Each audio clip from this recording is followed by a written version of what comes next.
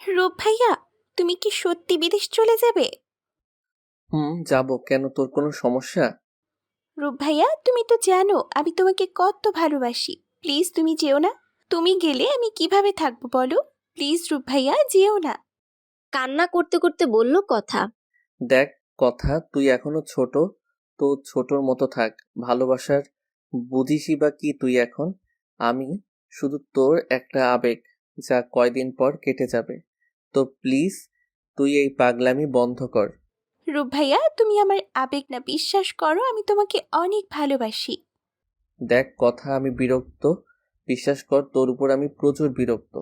এখন যা তো আমার রুমে থেকে, আমার এখনো প্রচুর কাজ বাকি। বলে রূপ কথাকে রুম থেকে বের করে দিয়ে রুমের দরজা বন্ধ করে দিল। আর কথা কান্না করতে করতে নিজের ঘরে চলে গেল। সে বুঝে গেছে রূপ সত্যি যাবে তাকে ছেড়ে। সে তো চলে গেলেই খুশি, কারণ তখন আর কথা নামের কেউ তাকে বিরক্ত করবে না। কিন্তু কথা, কথা কিভাবে থাকবে তার রূপকে ছাড়া? কথা এসব ভেবে আরো কান্না করতে লাগলো। আসুন আপনাদের রূপ আর কথার সাথে পরিচয় করিয়ে দেই। বাবা আরাফ চৌধুরী আর মা রুহি চৌধুরীর ছেলে রূপ চৌধুরী। রূপের একজন ছোট বোন আছে যার নাম আরশি চৌধুরী। রূপ এবছর ইন্টার পরীক্ষা দিয়েছে, তারপর এখন বাকি পড়ালেখা করার জন্য বিদেশে যাবে। আর অন্যদিকে আমান চৌধুরী আর নীলা চৌধুরীর একমাত্র মেয়ে হচ্ছে আলফা চৌধুরী কথা। বাসায় সবাই তাকে কথা বলেই ডাকে। কথা এই বছর নবম শ্রেণীর ছাত্রী। আরশি আর কথা দুইজনই একই সমান। দুজন চাচাতো বোন হওয়ার পাশাপাশি একে অপরের বেস্ট ফ্রেন্ডও। আর রূপ হচ্ছে কথার চাচাতো ভাই। আরাফ চৌধুরী আর আমান চৌধুরী দুইজনেই বিজনেসম্যান। তারা দুই ভাই নিজেদের পরিবার নিয়ে একসাথেই থাকে মিলেমিশে। পরিচয় পর্ব শেষ। ছোটবেলা থেকেই কথা রূপকে অনেক পছন্দ করে। যখন থেকে ভালোবাসার মানে বুঝতে শিখেছে, তখন থেকেই কথা রূপকে ভালোবাসে। কিন্তু কোনো এক কারণে রূপ কথাকে পছন্দ করে না। বেশিরভাগ সময় তাকে উপেক্ষা করে চলে রূপ। আচ্ছা, রূপ ভাইয়া কি জানে তার এই অবহেলাগুলোকে কথাকে কত কষ্ট দেয়? এসব ভাবতে ভাবতেই কে জানি কথার ঘরের দরজায় নক করলো। কথা চোখ মুছে পরিপাটি হয়ে দরজা খুলতে এগিয়ে গেল। কথা চায় না কেউ তার কষ্টের কথা জেনে মন খারাপ করুক। দরজা খুলে কথা দেখলো দরজার ওপাশে আরশি দাঁড়িয়ে আছে। সে হাসি মুখে বলতে লাগলো, কি হয়েছে আরু? এটা তো তোকে আমি জিজ্ঞেস করব। দিনে দুপুরে ঘরে দরজা বন্ধ করে ঘরে বসে আছিস কেন? আরে এমনি একটু মাথা ব্যথা করছিল, তাই শুয়েছিলাম। অনেক মাথা ব্যথা তোর, মেডিসিন নিয়েছিস? না, তার লাগবে না, ব্যথা অলরেডি কমে গেছে। আচ্ছা, তাহলে ঠিক আছে। 3 দিন পর ক্লাস শেষ করে বাসায় আসতে আসতে কথা আর আরশির 2টা বেজে গেল। আজকে কত লেট হলো, দেখলি কোথু? এক্সট্রা ক্লাস থাকলে যে লেট হবেই, এটা কি তুই আজকে প্রথম জানলি আরু? আরে তা না। ওদের কথার মাঝে সেখানে উপস্থিত নীলা চৌধুরী। তিনি বলতে লাগলো, যা তোরা রুমে গিয়ে ফ্রেশ হয়ে আয়, আমি তোদের খেতে দিচ্ছি। মা, আজকে কি তোমার মন খারাপ নাকি যে মুখ এরকম ভার করে আছো? আর বড় মা কই? আপু তার ঘরে, আসলে এত আদরের রূপ এত বছরের জন্য চলে গেল বিদেশে, তাই আপুর প্রচুর মন খারাপ। রূপ বের হওয়ার সময় আপু প্রচুর কান্না করেছে। মানে, কি বলছো ছোট মা? ভাই চলে গেছে? হুম, 2 ঘন্টা আগেই বাসা থেকে বের হয়েছে। এতক্ষণে তো মনে হয় ফ্লাইটে আছে। আরশি কাঁদো কাঁদো স্বরে বলল, ভাই আমার সাথে দেখা না করেই চলে গেল? রূপ ভাইয়ার না আরো কিছুদিন পর চলে যাওয়ার কথা ছিল, তাহলে আজকে হঠাৎ চলে গেল কেন? জানি না, কিন্তু ওর নাকি ওখানে কিছু কাজ আছে, তাই তাড়াতাড়ি যাওয়া লাগবে। ওকে আর কেউ না করেনি। ইস, ছেলেটা আবার কত বছর পরে দেখবো। আজকে 1 মাস হয়ে গেছে রূপের চলে যাওয়ার। সবাইও আগের মতো নিজ নিজ জীবনে ব্যস্ত হয়ে পড়েছে। যাওয়ার পর থেকে রূপ প্রায় রোজই বাসার সবার সাথে ভিডিও কলে কথা বলে, কিন্তু কথা ছাড়া। কথা রোজই রূপকে কল করে, কিন্তু রূপ রিসিভ করে না। আজকেও কথা রূপকে কল দিল। প্রথমবারে রিসিভ না হলেও দ্বিতীয়বারে কল রিসিভ করা কথা প্রচুর খুশি হয়ে যায়। কথা বলতে লাগে, রূপ ভাইয়া, তুমি কেমন আছো? জানো আমি একটুও ভালো নেই তোমাকে ছাড়া। তুমি কেন গেলে আমাকে ছেড়ে রূপ ভাইয়া? ফোনের অপর প্রান্তের মানুষটির কথা শুনে কথার হাত থেকে ফোনটি পড়ে যায়। চোখ দিয়ে জল গড়িয়ে পড়তে লাগলো কথার। রূপ ফোন রিসিভ করার যতটুকু খুশি হয়েছিল সে, এখন কথার তার থেকেও অনেক বেশি কষ্ট হচ্ছে। এর জন্যই হয়তো রূপ ভাইয়া তাকে পছন্দ করতো না। ঠিক আছে, সে আর কখনো বিরক্ত করবে না রূপ ভাইয়াকে, আর কখনো বলবে না ভালোবাসি রূপ ভাইয়া। আজ থেকে কথা বদলে যাবে, আর কাউকে নিজের দুর্বলতার সুযোগ নিতে দিবে না কথা। দেখতে দেখতে 5 বছর পার হয়ে গেল। কথা এখন আর আগের কথা নেই। সে এখন বড় হয়েছে, তার সাথে সাথে অনেকটা বদলেও গিয়েছে। সকালে উঠে নাস্তা করার জন্য টেবিলে আসলে কথা দেখে সবাই আজকে অন্য দিনের তুলনায় একটু বেশি খুশি। কথা জিজ্ঞেস করে, আজকে তোমরা সবাই এত খুশি কেন? বাসায় কি আজকে কোনো প্রোগ্রাম আছে নাকি? আর আরু, তুই এখনো রেডি হলি না কেন? ভার্সিটিতে যেতে তো লেট হয়ে যাবে। আজকে ভার্সিটি যাওয়ার কোনো দরকার নেই কথা। কেন বড় মা, আজকে কি? আরে আজকে 5 বছর পর আমাদের রূপ দেশে আসছে। কতদিন পর দেখবো ছেলেটাকে। না জানি ওই দেশে একা একা থাকতে থাকতে নিজের কি অবস্থা করেছে ছেলেটা। এমনিতেই তো নিজের যত্ন নিত না, আর ওখানে পুরো একা ছিল। ওনার যত্ন করার মানুষের অভাব নেই মা। তোমরা শুধু শুধুই ওনার জন্য টেনশন করছো। তার ছেলের হাসি হেসে বলল কথা। মানে? কিছু না আব্বু, আচ্ছা আমার খাওয়া শেষ, আমি উঠি, পরে আবার আমার ভার্সিটি যেতে লেট হয়ে যাবে। এই কি, তুই আজকেও ভার্সিটিতে যাবি? কোথু? আজকে একটা জরুরি ক্লাস আছে আরু, আমি ওটা মিস করতে চাই না। আচ্ছা, ঠিক আছে মামনি, চলো আমি তোমাকে ভার্সিটিতে পৌঁছে দিয়ে। না আব্বু, লাগবে না, আকাশ আসবে আমাকে নিতে। আচ্ছা মামনি, সাবধানে যেও আর তাড়াতাড়ি বাসায় এসো। জি বড় আব্বু। কথা বাসা থেকে বের হতেই দেখলো আকাশ বাইক নিয়ে গেটের পাশে দাঁড়িয়ে আছে। কথা গিয়ে বাইকে উঠে বসলো। সরি সরি, আমি ইচ্ছা করে লেট করি নাই। আচ্ছা বাবা, ঠিক আছে, সমস্যা নাই। লেট যখন করেছিস তো আজকে আমাকে ফুচকা ট্রিট অবশ্যই তুই দিচ্ছিস। কোনো ছেলে যে এত ফুচকা পাগল হয় আমি তোকে না দেখলে জানতামই না। আচ্ছা ঠিক আছে, এখন চল। আলো, তুই আমাকে ধরে বস, আমিও চালানো শুরু করছি। দূর থেকে আকাশ আর কথাকে এতটা ক্লোজ ভাবে দেখে যে একজনের অগ্নিদৃষ্টিতে তাকিয়ে আছে, এটা ওদের জানা হলো না। ওরা চলে যেতেই লোকটি বলে উঠল, তোমার অনেক কিছু জানার বাকি আছে কথা। আমার অপেক্ষা না করেই যে তুমি এত বড় একটা সিদ্ধান্ত নিয়ে নিবা আমি ভাবিনি। আকাশ আর কথা ভার্সিটিতে ঢুকতেই তাদের দিকে একজন মেয়ে এগিয়ে আসলো। এসে বলতে শুরু করলো, তোরা আসতে এত লেট করলি কেন? আমরা কখন লেট করলাম? আমরা তো ঠিক সময়ই এসেছি। আমি আরো 1 ঘন্টা আগে এসেছি। তুমি তো আসছো তোমার ওনার সাথে ইটিস ফিটিস করতে। আমাদের তো আর কোনো উনি নাই, তাই আমরা 1 ঘন্টা পরে আসি। বলে আকাশ হাসতে শুরু করলো, সাথে যোগ দিল কথাও। দেখ আকাশ, ভালো হচ্ছে না কিন্তু। আর ইটিস পিটিস কি? ওরে, তুমি তো দেখছি শিশু বাচ্চা, কিছুই বোঝো না। তুমি প্রেম করো আর 1 সপ্তাহ পরে বিয়েও করবে। আমরা কি করলাম জীবনে? তোর মতো খাটাসের সাথে কোন মেয়ে প্রেম করবে? দেখালো, এটা কিন্তু ঠিক না। আর তুই যেমন সিঙ্গেল, মুও তো আমার মতনই সিঙ্গেল। দুজনে আমরা একই গোয়ালের গরু। এটা অবশ্য ঠিক। আচ্ছা শোন, আজকে আমরা ক্লাস করব না। তো কি করব আমরা? আজকে আমরা সবাই একটু শপিং করতে যাব। বিয়ের মাত্র কিছুদিন বাকি। আচ্ছা, আমি তো খেয়ালই করিনি। আরো কোথায়? ঠিকই তো। ওরু কোথায় রে আলো? আজকে আসেনি কেন? আজকে ওর ভাই আসবে তাই আসেনি। তো চল আমরা শপিং এ যাই। কথা তুই আকাশের সাথে যা, আমি রিয়ানের সাথে আসছি। আমরা যাই দুজনে। তোরা নিব্বা নিব্বির মতো প্রেম করতে করতে আসো। রিয়া হচ্ছে কথার আরেক বেস্ট ফ্রেন্ড। পুরো নাম রিয়া খান। রিয়ার বিয়ে আরো 1 সপ্তাহ পরে। আর রিয়ান হচ্ছে রিয়ার হবু বর, সাথে ওদের ভার্সিটির টিচার। চৌধুরী বাড়িতে সকলে মেতে উঠেছে রূপকে নিয়ে। রূপ ও সবার সাথে খুশি মনে মেতে উঠেছে। আরশি বলল, ভাই, বল। তুমি আমার জন্য কি নিয়ে এসেছো? এই যে তোর আস্ত জলজ্যান্ত ভাই, আমি নিজে এসেছি তোর জন্য। তোর আর কি চাই? তা তো আসছোই, কিন্তু তুমি যে আসছো সেই উপলক্ষে আমার গিফট কই? আচ্ছা ঠিক আছে, তোমাদের সবার জন্য আমি গিফট এনেছি। সবাই বসো, তোমাদের দেখাচ্ছি। রূপ একে একে সকলের হাতে তাদের জন্য আনা গিফট দিল। তারপর বলতে লাগলো, তোমাদের সবার ভালো লেগেছে তো? এসবের কি কোনো প্রয়োজন ছিল রূপ? আমাদের ছেলে যে এসেছে এতেই আমরা কত খুশি। আমাদের আর কি চাই? ঠিক বলেছিস ছোট। প্রয়োজন অপ্রয়োজন কি তোমরা সবাই হচ্ছ আমার ভালোবাসার মানুষ, আর ভালোবাসার মানুষদের তো গিফট দেওয়াই যায়।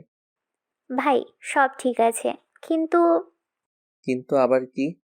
তোর কি গিফট পছন্দ হয়নি? না, তা নয়। গিফট আমার অনেক ভালো লেগেছে, কিন্তু তুমি তো সবার জন্য কিছু না কিছু আনলে, তো কথার জন্য কি কিছুই নিয়ে আসো নাই? না। গিফট না এনেই ভালো করেছো। আসলে আমি সবার থেকেই গিফট জিনিসটা নিতে পছন্দ করি না। যদি আনতে তাহলে তো তোমাকে ফিরিয়েই দিতাম। তো তার থেকে এটাই ভালো হয়েছে তুমি গিফট আনোনি। মা, আমি বাইরে থেকে লাঞ্চ করে এসেছি, তো এখন আর কিছু খাবো না। আর আরু, তুই একটু আবার রুমে আসিস, তোর কিছু জিনিস আমার কাছে আছে। বলে কথা তার নিজের ঘরে চলে গেল। ঘরে গিয়ে দরজা বন্ধ করে কথা ভাবতে লাগলো কিছুক্ষণ আগের কথা। শপিং শেষে সবাই যে যার বাসায় চলে যায়। কথা ড্রয়িং রুমে প্রবেশ করেই শুনতে পেল আরু আর রূপের কথোপকথন। আগের কথা হলে হয়তো সে এখন কিছু বলতো না, নীরবে রুমে এসে কান্না করত। কিন্তু সে তখন বদলে গিয়েছে, সে আর আগের কথা নেই। তার মন এখন আর রূপ নামের মানুষটার উপর দুর্বল না, তাই তো জবাব দিয়ে এসেছে রূপের কথার। এসব কিছু ভেবে কথা গোসল করে সে বিছানায় শুয়ে পড়ল। শপিং মলে ঘুরতে ঘুরতে সে পুরো ক্লান্ত হয়ে গিয়েছে। সন্ধ্যার সময় ঘুম ভাঙতে কথা ফ্রেশ হয়ে নিচে চলে গেল। গিয়ে দেখলো রূপ, আরশি, বড় মা আর মা আড্ডা দিচ্ছে। কথা সেদিকে পাত্তা না দিয়ে কিচেনে চলে গেল। গিয়ে নিজের জন্য এক কাপ কফি বানালো। তারপর রুমে আসতে লাগলো। তখন তাকে আরশি দেখে বলল, কোথু, আই, এখানে সবাই আড্ডা দিয়েছি। না, আমার ভালো লাগছে না, রুমে যাব। ভালো লাগলে পরে আসবো। বলেই কথা রুমে চলে গেল। আমার মেয়েটা যে কেন এমন হয়ে গেল বুঝি না। একসময় যে মেয়ে পুরো চৌধুরী বাড়ি মাতিয়ে রাখতো, এখন সে রুম থেকে বের হতে চায় না। হুম, এটা আমিও লক্ষ্য করেছি। আগে তাও ঘরে থেকে অত্যন্ত বের হতো, এখন তো প্রয়োজন ছাড়া বেরই হয় না। কখন আসে কখন যায় তাও জানি না। কিছু তো একটা হয়েছে কঠোর, কিন্তু ও কাউকে বলছে না। আগে তো আমাকে সব কিছুই বলতো, এখন আমার সাথে ওর কেমন যেন একটা দূরত্ব সৃষ্টি হয়ে গিয়েছে। এখনও কারোর সাথেই কথা বলে না। মোটামুটি যাই একটু একটু বলে, তাও আকাশের সাথেই কথা। রূপ সবকিছু লক্ষ্য করলো। কথা সত্যি অনেক বদলে গিয়েছে। আগে যে কথা প্রতি মুহূর্ত রূপ ভাইয়া করে তাকে পাগল করত, এখন সে কথা এতদিন পর আসার পরেও এতক্ষণে তার সাথে ভালো মন্দ কোনো কথাই বলে নাই। হয়তো সত্যি কথা বদলে গিয়েছে। রাতে ডিনার টাইমে রুহি চৌধুরী রূপকে বলে কথাকে ডেকে নিয়ে আসতে। আজকে সবাই একসাথে খাবার খাবে। রূপও যায় কথার রুমে। দরজায় গিয়ে নক করতে কথা ভেতর থেকে বলে, মা, আমি খাবো না। আমি চাচি না, আমি রূপ। দরজা খুল, কথা আছে। কথা দরজা খুলে দেয়। রূপ রুমের ভিতরে চলে আসে। তারপর দরজা বন্ধ করে দেয়। কথা বলে ওঠে, কি ব্যাপার ভাইয়া, কি বলবা? আর দরজা কেন বন্ধ করলে? খেতে যাবি না কেন? খিদে লাগেনি তাই খাবো না। তুমি এখন যাও, আমি ঘুমাবো। হঠাৎই রূপ কথাকে দেওয়ালের সাথে চেপে ধরে বলতে লাগে, সমস্যা কি তোর? আসার পর থেকে আমাকে ইগনোর করছিস। ভালো লাগছে না কিন্তু আমার। আমাকে ছাড়ো ভাইয়া, আমাকে ধরার অধিকার কোথায় পেলে তুমি? ছাড়ো আমাকে। রূপ আরেকটু চেপে ধরে কথাকে আর বলে, আমার মাথা গরম করো না। আমি একবার রেগে গেলে কিন্তু ফল ভালো হবে না। ভাইয়া, তুমি যা মন চাই তাই করো, আর আবার রুম থেকে বেরো। তুই এখনই নিচে যাবি আমার সাথে, না হলে। কথার মুখের দিকে একটু এগিয়ে গিয়ে বলল রূপ। নিচে থেকে রুহি চৌধুরী রূপ বলে ডাকতেই কথার কাছ থেকে সরে দাঁড়ালো রূপ। তারপর চারিদিকে তাকিয়ে কথাকে উদ্দেশ্য করে বলল, এখনই নিচে আয় তুই, না হলে আমি আবার আসবো, তখন কোলে করে নিচে নিয়ে যাব। বলে রূপ নিচে চলে গেল। রূপ নিচে যাওয়ার সাথে সাথে কথা আবার রুমের দরজা বন্ধ করে দিল। যাবে না সে নিচে। কেন যাবে সে? সে কি রূপকে ভয় পায় নাকি? মোটেও না। কথা রূপকে একটুও ভয় পায় না। লোকটা নিজেকে কি যে ভাবে আল্লাহই জানে। কি করে সাহস পায় সে কথাকে স্পর্শ করার? কি যে চাচ্ছে লোকটা তা কথার মোটেও বোধগম্য হচ্ছে না। কথা চায় না রূপকে নিয়ে ভাবতে। রূপকে নিয়ে তার মনে যে সব অনুভূতি ছিল সেগুলো গভীর রাগ আর অভিমানের মাঝে চাপা পড়ে গিয়েছে। কথা আর ভাবতে চাচ্ছে না কিছুই। ঘড়িতে দেখলো 10টা বেজে গেছে রাত। সে ঘরের লাইট বন্ধ করে দিয়ে শুয়ে পড়ল। রাত 2টা বাজে। চারিদিক নীরব হয়ে রয়েছে। মাঝে মধ্যে দুই একটা কুকুরের ডাক শোনা যাচ্ছে। শীতকাল, চারিদিকে কুয়াশা। এমন সময় কথার রুমের ব্যালকনি দিয়ে ভিতরে ঢুকলো একজন লোক। লোকটি আর কেউ না, সে হচ্ছে রূপ। রূপ রুমে ঢুকে দেখলো কথা ঘুমিয়ে আছে। গায়ের কম্বল অন্য পাশে পড়ে আছে। কথাকে দেখেই বোঝা যাচ্ছে তার শীত লাগছে। তাই রূপ গিয়ে কথার গায়ের উপর কম্বলটা সুন্দর করে দিয়ে দিল। তারপর কথার মাথায় হাত বুলাতে বুলাতে বলতে লাগলো, হয়তো তোর জানাই ভুল ছিল, নয়তো আমার কাজে ভুল ছিল। এতটা যে বদলে যাবি এটা আমি বুঝিনি। আঘাতটা হয়তো খুব বেশিই দিয়ে ফেলেছি, কিন্তু আমি নিজ ইচ্ছেতে এসব করিনি। তোর জন্যই যে সব করেছি। আমার উপর তোর এত এত রাগ, এত এত অভিমান তৈরি হয়ে গেছে, তাই না? কিন্তু আমি যে নিরুপায় ছিলাম। অনেক হয়েছে। এখন থেকে আমি আর কোনো রকম ছাড় দিব না। দরকার পড়লে জোর করে তোকে নিজের সাথে বেঁধে রাখবো।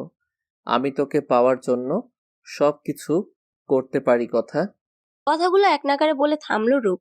তারপর কিছু সময় মাথার পাশে বসে থেকে কথার কপালে একটি ভালোবাসার পরশ এঁকে দিয়ে রূপ আবার ব্যালকনি দিয়ে নিজের ঘরে চলে গেল। সকালে আরুষির ডাকে ঘুম থেকে উঠে কথা।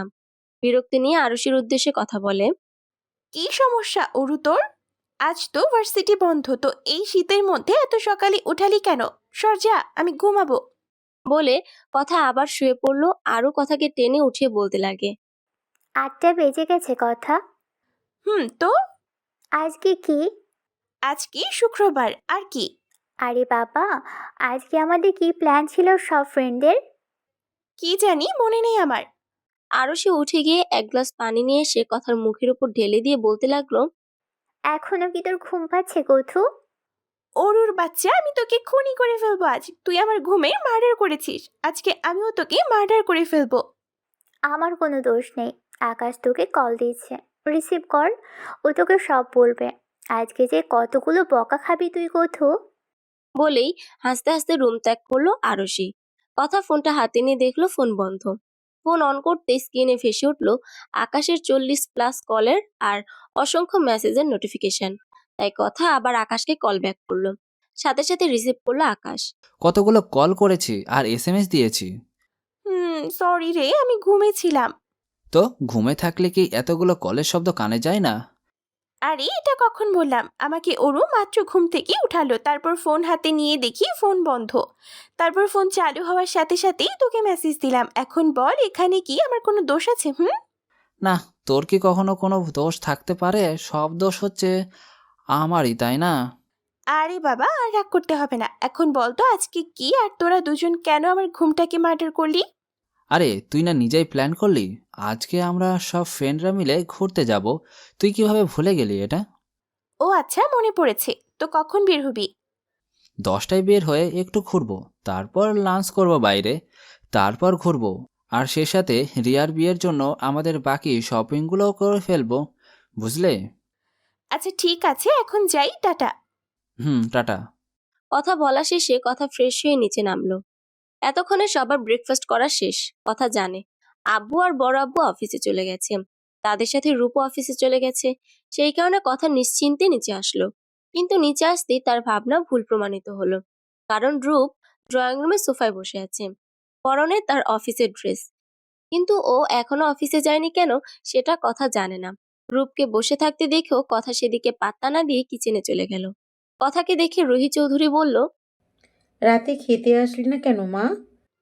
আসলে বড় আম্মু খেতে ইচ্ছে করছিল না, তাই আসেনি। কিন্তু এখন খিদের জন্য আমার পেটে ইঁদুর দৌড়াচ্ছে। টেবিলের ওপর খাবার রাখা আছে, আমি কিছুক্ষণ আগে রেখে এসেছি। গিয়ে খাওয়া শুরু করো, আমি কফি নিয়ে আসছি। ওকে আম্মু। ব্রেকফাস্ট শেষে কথা ছাদে চলে গেল। ছাদে গিয়ে কানে হেডফোন লাগিয়ে নিজের পছন্দের একটি গান ছেড়ে বসে পড়ল। কিছু সময় অতিবাহিত হওয়ার পরই কথা বুঝতে পারলো তার পাশে কেউ বসে আছে। পাশে তাকাতেই দেখতে পেল রূপকে। তুমি এখানে কি করছো ভাইয়া? তোর জন্যই আসছি। তুই কালকে রাতে আমি বলার পরও খেতে আসিসনি কেন? আমার কথার কি কোনো দাম নেই তোর কাছে? না, নেই। বলে কথা ওখান থেকে চলে আসতে নিবে, তখনই রূপ তার হাত ধরে তাকে আটকিয়ে ফেলল। কথাকে নিজের কাছে নিয়ে এসে বলতে লাগলো, আমার কথার অবাধ্য হওয়া আমি মোটেও পছন্দ করি না। তুই বারবারই সে একই ভুল করছিস কথা। তুমি আমার হাত ছাড়ো, কোনো রকম অধিকার নেই তোমার আমার হাত ধরার। তোর উপর যদি কারোর অধিকার থাকে সেটা শুধুই আমার। তো দ্বিতীয়বার আমার অধিকার নিয়ে কথা বলার আগে ভেবে নিস কার কাছে কি বলছিস। কল্পনার জগৎ থেকে বের হন মিস্টার রূপচৌধুরী। আমি সেই আগের কথা নেই যে আপনার শত অবহেলা অপমানের পরেও আপনার পিছু পিছু ঘুরব। আজকের কথা আর আগের কথার মাঝে প্রচুর তফাৎ, যা আপনি ধীরে ধীরে খুব ভালোভাবেই বুঝে যাবেন। Just wait and see mister Rupchowdhury. Rup আর কিছু না বলে কথার হাতটা ছেড়ে দিল। ছাড়া পাওয়ার সাথে সাথে কথা নিজের রুমে চলে গেল। কিন্তু রুমে ঢুকতেই কথা দেখলো তার বিছানার উপর একটি ব্যাগ রাখা রয়েছে। কথা এগিয়ে গিয়ে ব্যাগটা খুলতেই দেখতে পেল তার ভিতরে আরো 2টি ব্যাগ আছে। প্রথম ব্যাগটি খুলে কথা পেল একটি হলুদ রঙের শাড়ি। শাড়িতে খুব সুন্দর করে ওয়েল পেন্ট করা। শাড়িটা প্রথম দেখায় যে কারোরই মনে ধরে যাবে। এত অপূর্ব দেখতে শাড়িটা, সাথে রয়েছে শাড়ির সাথে মিলানো কিছু জুয়েলারি, একগুচ্ছ হলুদ আর লাল রং মিশ্রণের চুড়ি। আর দ্বিতীয় ব্যাগের ভিতর ছিল 2 বক্স চকলেট, তাও কথার পছন্দের চকলেট। কথা হাতে নিয়ে ভাবতে লাগলো, এগুলো কে দিলে আবার? তখনই রূপ কথার ঘরের দরজার পাশে হেলান দিয়ে দাঁড়িয়ে বলে উঠল, এত ভেবে লাভ নেই, এগুলো আমি দিয়েছি। মানে আপনি কেন দিলেন এসব? আমার ইচ্ছে হয়েছে তাই দিয়েছি। কথা জিনিসগুলো ব্যাগের ভিতর ভরে রূপের কাছে এসে এগিয়ে দিয়ে বলল, সরি ভাইয়া, আমি এসব নিতে পারবো না। কেন? কারণটা কি জানতে পারি? আমি সব মানুষের থেকে গিফট নিতে লাইক করি না। আমি কি তোর পর নাকি যে নিতে পারবি না? এখানে পর বা আপনের কথা হচ্ছে না, এখানে মূল হচ্ছে আমি নিতে পছন্দ করি না গিফট। আশা করি বুঝবে। আচ্ছা ঠিক আছে, তোর কথা মানলাম, কিন্তু ভাই হিসেবে তো গিফটটা নিতেই পারিস তাই না? আচ্ছা ঠিক আছে। ওদের কথার মাঝে সেখানে আরশি এসে উপস্থিত হলো। রূপ আর কথাকে একসাথে দাঁড়িয়ে থাকতে দেখে আরশি প্রশ্ন করলো, ভাইয়া, তুমি এখানে কি করছো? একটা কাজে এসেছিলাম, কিন্তু তুই এরকম রেডি হয়ে এ অসময়ে কোথায় যাচ্ছিস? আসলে আজকে একটু ঘুরতে যাব বাইরে আমরা ফ্রেন্ডরা। আচ্ছা ঠিক আছে, সাবধানে যাবি আর তাড়াতাড়ি বাসায় ফিরে আসবি। বলে রূপ চলে গেল। তুই এখনো রেডি হসনি কেন কথা? আরে আর বলিস না, আমি ঠিকই করতে পারলাম না যে কোন ড্রেস পরবো। তোর হাতে এটা কি কথা? আরে এটা আমাকে রূপ ভাইয়া গিফট করেছে। ওয়াও, শাড়িটা সুন্দর তো। আচ্ছা তুই ভেতরে আয়, আমাকে ড্রেস পছন্দ করতে সাহায্য কর। তারপর আরশি একটা ড্রেস বের করে কথাকে দিয়ে বলল, এই ড্রেসটা পর, এটা তোকে অনেক মানাবে। আচ্ছা ঠিক আছে, আমি চেঞ্জ করে আসছি, তুই ড্রয়ারের ভিতর থেকে এটার সাথে ম্যাচিং করে একরকম ঝুমকা বের কর। বলে কথা ওয়াশরুমে চলে গেল। রেডি হয়ে বাসা থেকে বের হতে হতে আরশি আর কথার 12টা বেজে গেল। গাড়িতে গিয়ে বসতেই আকাশ আর রিয়াকে নিজের দিকে রাগী দৃষ্টিতে তাকিয়ে থাকতে দেখে কথা বলল, সরি সরি, আর হবে না কখনো লেট। এই কখন যে কবে আসবে এটা আল্লাহ ভালো জানে। আকাশের কথা শুনে রিয়া আর আরশি হাসতে শুরু করলো। হয়েছে হয়েছে, আমি লেট করেছি, সব ঠিকই দেখলো। এখন যে আকাশ ড্রাইভিং শুরু না করে সময় নষ্ট করছে এটা কেউ দেখে না। পেতনির নানি, তুই কি কখনো ভালো হবে না? আমি যথেষ্ট ভালো। আর ভালো কিভাবে হব? হয়েছে আম্মা আব্বা, তোরা দুইটা থাম। তোরা এখন ঝগড়া শুরু করলে আমার আর আরশির সারাদিন গাড়িতেই কেটে যাবে। ঠিক আছে, কিন্তু আমি ঝগড়া করি না, সব ঝগড়া ওই ডাইনি মহিলা করে। বলেই আকাশ গাড়ি ড্রাইভ করা শুরু করলো। কথা আকাশের কথা পাত্তা না দিয়ে আরশি আর রিয়ার সাথে গল্প শুরু করে দিল। শপিং মলের সামনে এসে আকাশ গাড়ি দাঁড় করালো আর বলতে লাগলো, আমার আজকে শিক্ষা হয়ে গেল বাপু, এমন ভুল আর আমি জীবনেও কোনোদিন করব না। ভুল তো তুই সারা জীবন করেই এসেছিস আর বাকি জীবন করেই যাবি, কিন্তু আজকে হঠাৎ আবার তুই কি ভুল করলি? আরে তোদের মতো 3 বাচাল মহিলাকে গাড়িতে বসিয়ে নিয়ে এসেছি, এটাই মনে হয় আমার জীবনের সবচেয়ে বড় ভুল। কি বলতে চাচ্ছিস সেটা ক্লিয়ার করে বল তুই। আরে তোরা 3জনে যে পরিমাণ বাচাল, আজকে আমার কানের সব পোকা মরে গেছে। নিজে যে এতগুলো কথা বললি তার কি? আরে তুই জানিস না, রিয়া আকাশ তো কথাই বলতে পারে না, আবার এত কথা কিভাবে বলবে? আলোর বাচ্চা আলো। আমার এখনো বিয়ে হলো না, বাবু কই থেকে আসলো আমার? হয়েছে বাবা, তোরা থাম সবাই, আর ভিতরে চল। শপিং মলের এখনো আমাদের হলুদের শাড়ি পাঞ্জাবি ঠিক করা বাকি, বিয়ের মাত্র 5 দিন বাকি। চল। প্রথমে সবাই গেল আকাশের জন্য পাঞ্জাবি কিনতে। পাঞ্জাবি কেনা শেষ হতেই সবাই শাড়ি দেখা শুরু করলো। এক দোকানের প্রায় সব শাড়ি দেখার পরই মেয়েদের একজনেরও কোনো শাড়ি পছন্দ হয়নি, তাই বের হয়ে অন্য দোকানে যেতে লাগলো। তখন আকাশ বলল, এখন দোকানে না গিয়ে চল আগে হোটেলে গিয়ে লাঞ্চ শেষ করি, তারপর শাড়ি দেখবো, কেমন? হুম, ঠিক বলেছিস। আমার অনেক খিদে লেগেছে। আচ্ছা চল সবাই। লাঞ্চ শেষ করে সবাই আবার নানা দোকানে শাড়ি দেখতে শুরু করলো। কোনো মতেই কারোর শাড়ি পছন্দ হচ্ছিল না, তাই আকাশ বলল এবার সবার জন্য ও শাড়ি ঠিক করবে। মেয়েরাও আকাশের কথায় রাজি হয়ে গেল। তারপর আকাশ সবাইকে শাড়ি পছন্দ করে দিল। আরুষি, রিয়া আর কথার শাড়ি একই, কিন্তু রং ভিন্ন। কথার শাড়ি হলুদ রঙের, রিয়ার শাড়ি সবুজ রঙের, আর আরুষির শাড়ি লাল রঙের। শাড়ি কেনা শেষে সবাই ঘুরে ঘুরে নিজেদের বাকি টুকিটাকি জিনিসপত্র কিনতে লাগলো। আকাশের একটা কল আসায় সে সবাইকে বলে শপিং মলের বাইরে চলে গেল। ঘুরতে ঘুরতে কথা দেখতে পেল রূপ একটি মেয়ের সাথে শাড়ির দোকানে ঢুকলো। কথা রূপকে দেখে সেদিকে এগিয়ে গেল। রূপ নিজে মেয়েটাকে শাড়ি পছন্দ করে দিল। তারপর দুজনে ঘুরে ঘুরে আরো কিছু জিনিস কিনলো। কথার নজর রূপ আর সেই মেয়েটার দিকেই ছিল সবসময়। কেনাকাটা শেষ হতেই রূপ আর মেয়েটি চলে গেল। তখনই আকাশ এসে কথার পাশে দাঁড়ালো। কথা আকাশকে বলল, আমার আর ভালো লাগছে না আকাশ, আমি অনেক ক্লান্ত, বাসায় যাব। কি হয়েছে? তোর কি শরীর খারাপ লাগছে? বল আমাকে। না, আমি সম্পূর্ণ ঠিক আছি, শুধু একটু ক্লান্ত লাগছে আর মাথা ব্যথা করছে। ঠিক আছে, তুই নিচে যা, গিয়ে গাড়িতে বস, আমি ওদের দুজনকে নিয়ে আসছি। আচ্ছা। বাসায় আসতে আসতে সন্ধ্যা 7টা বেজে গেল।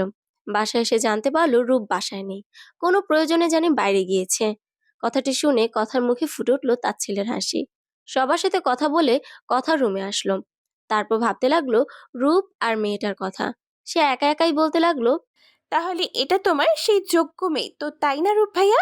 হুঁ, সত্যি সে অনেক সুন্দরী, তোমার পাশে তাকে অনেক মানাবে। আর আমি, হ্যাঁ, আমার তো কোনো যোগ্যতাই নেই তোমার পাশে দাঁড়ানোর, এই কারণেই বদলে গেলাম। তুমি যে কি চাচ্ছ আমি বুঝতে পারছি না, কেন হচ্ছে আমার সাথে এসব? বলে কথা কান্না করতে লাগলো। কথা ঘড়ির দিকে তাকাতেই দেখলো 9টা বাজে। তাই সে ওয়াশরুমে চলে গেল ফ্রেশ হতে। ফ্রেশ হয়ে বের হবার পর সে যে জিনিসগুলো কিনেছিল সবকিছু গুছিয়ে রেখে রুম থেকে বের হয়ে গেল। আরুষির রুমে গিয়ে দেখলো আরুষি কার্টুন দেখছে। তাই কথা বলতে লাগলো, অরু, অরু, হ্যাঁ, কি হয়েছে বল। আজকে রূপ ভাইয়া অফিসে কেন যায়নি? বাবা আর বড় বাবা তো ঠিকই অফিসে গিয়েছে, তাহলে রূপ ভাইয়া কেন যায়নি? তুই কি পাগল কথা? কেন আমি পাগল কেন হব? কোন খুশিতে আমি পাগল হব সেটা তো বল। কোন খুশিতে পাগল হবি আমি সেটা জানি না, কিন্তু তুই যে পাগল হয়েছিস এটা আমি শিওর। কেন? আজকে ভার্সিটি বন্ধ কেন, এটা তো বল দেখি। আরে তুই জানিস না আজকে শুক্রবার, তাই ভার্সিটি বন্ধ। ও আচ্ছা, 1 মিনিট, আজকে তো শুক্রবার। জি, আজকে শুক্রবার। এতক্ষণে যে আপনি এটা বুঝেছেন তাতে আমি ধন্য হয়ে গেলাম। তাহলে বাবা আর বড় বাবা কই? আমি তো সকাল থেকে তাদের বাসায় দেখিনি। তারা তাদের অফিসের নতুন প্রজেক্টের জন্য কি কাজ যেন গিয়েছে, আমি ঠিক জানি না, কিন্তু তারা ঢাকার বাইরে এখন, আসতে নাকি 2 দিন সময় লাগবে।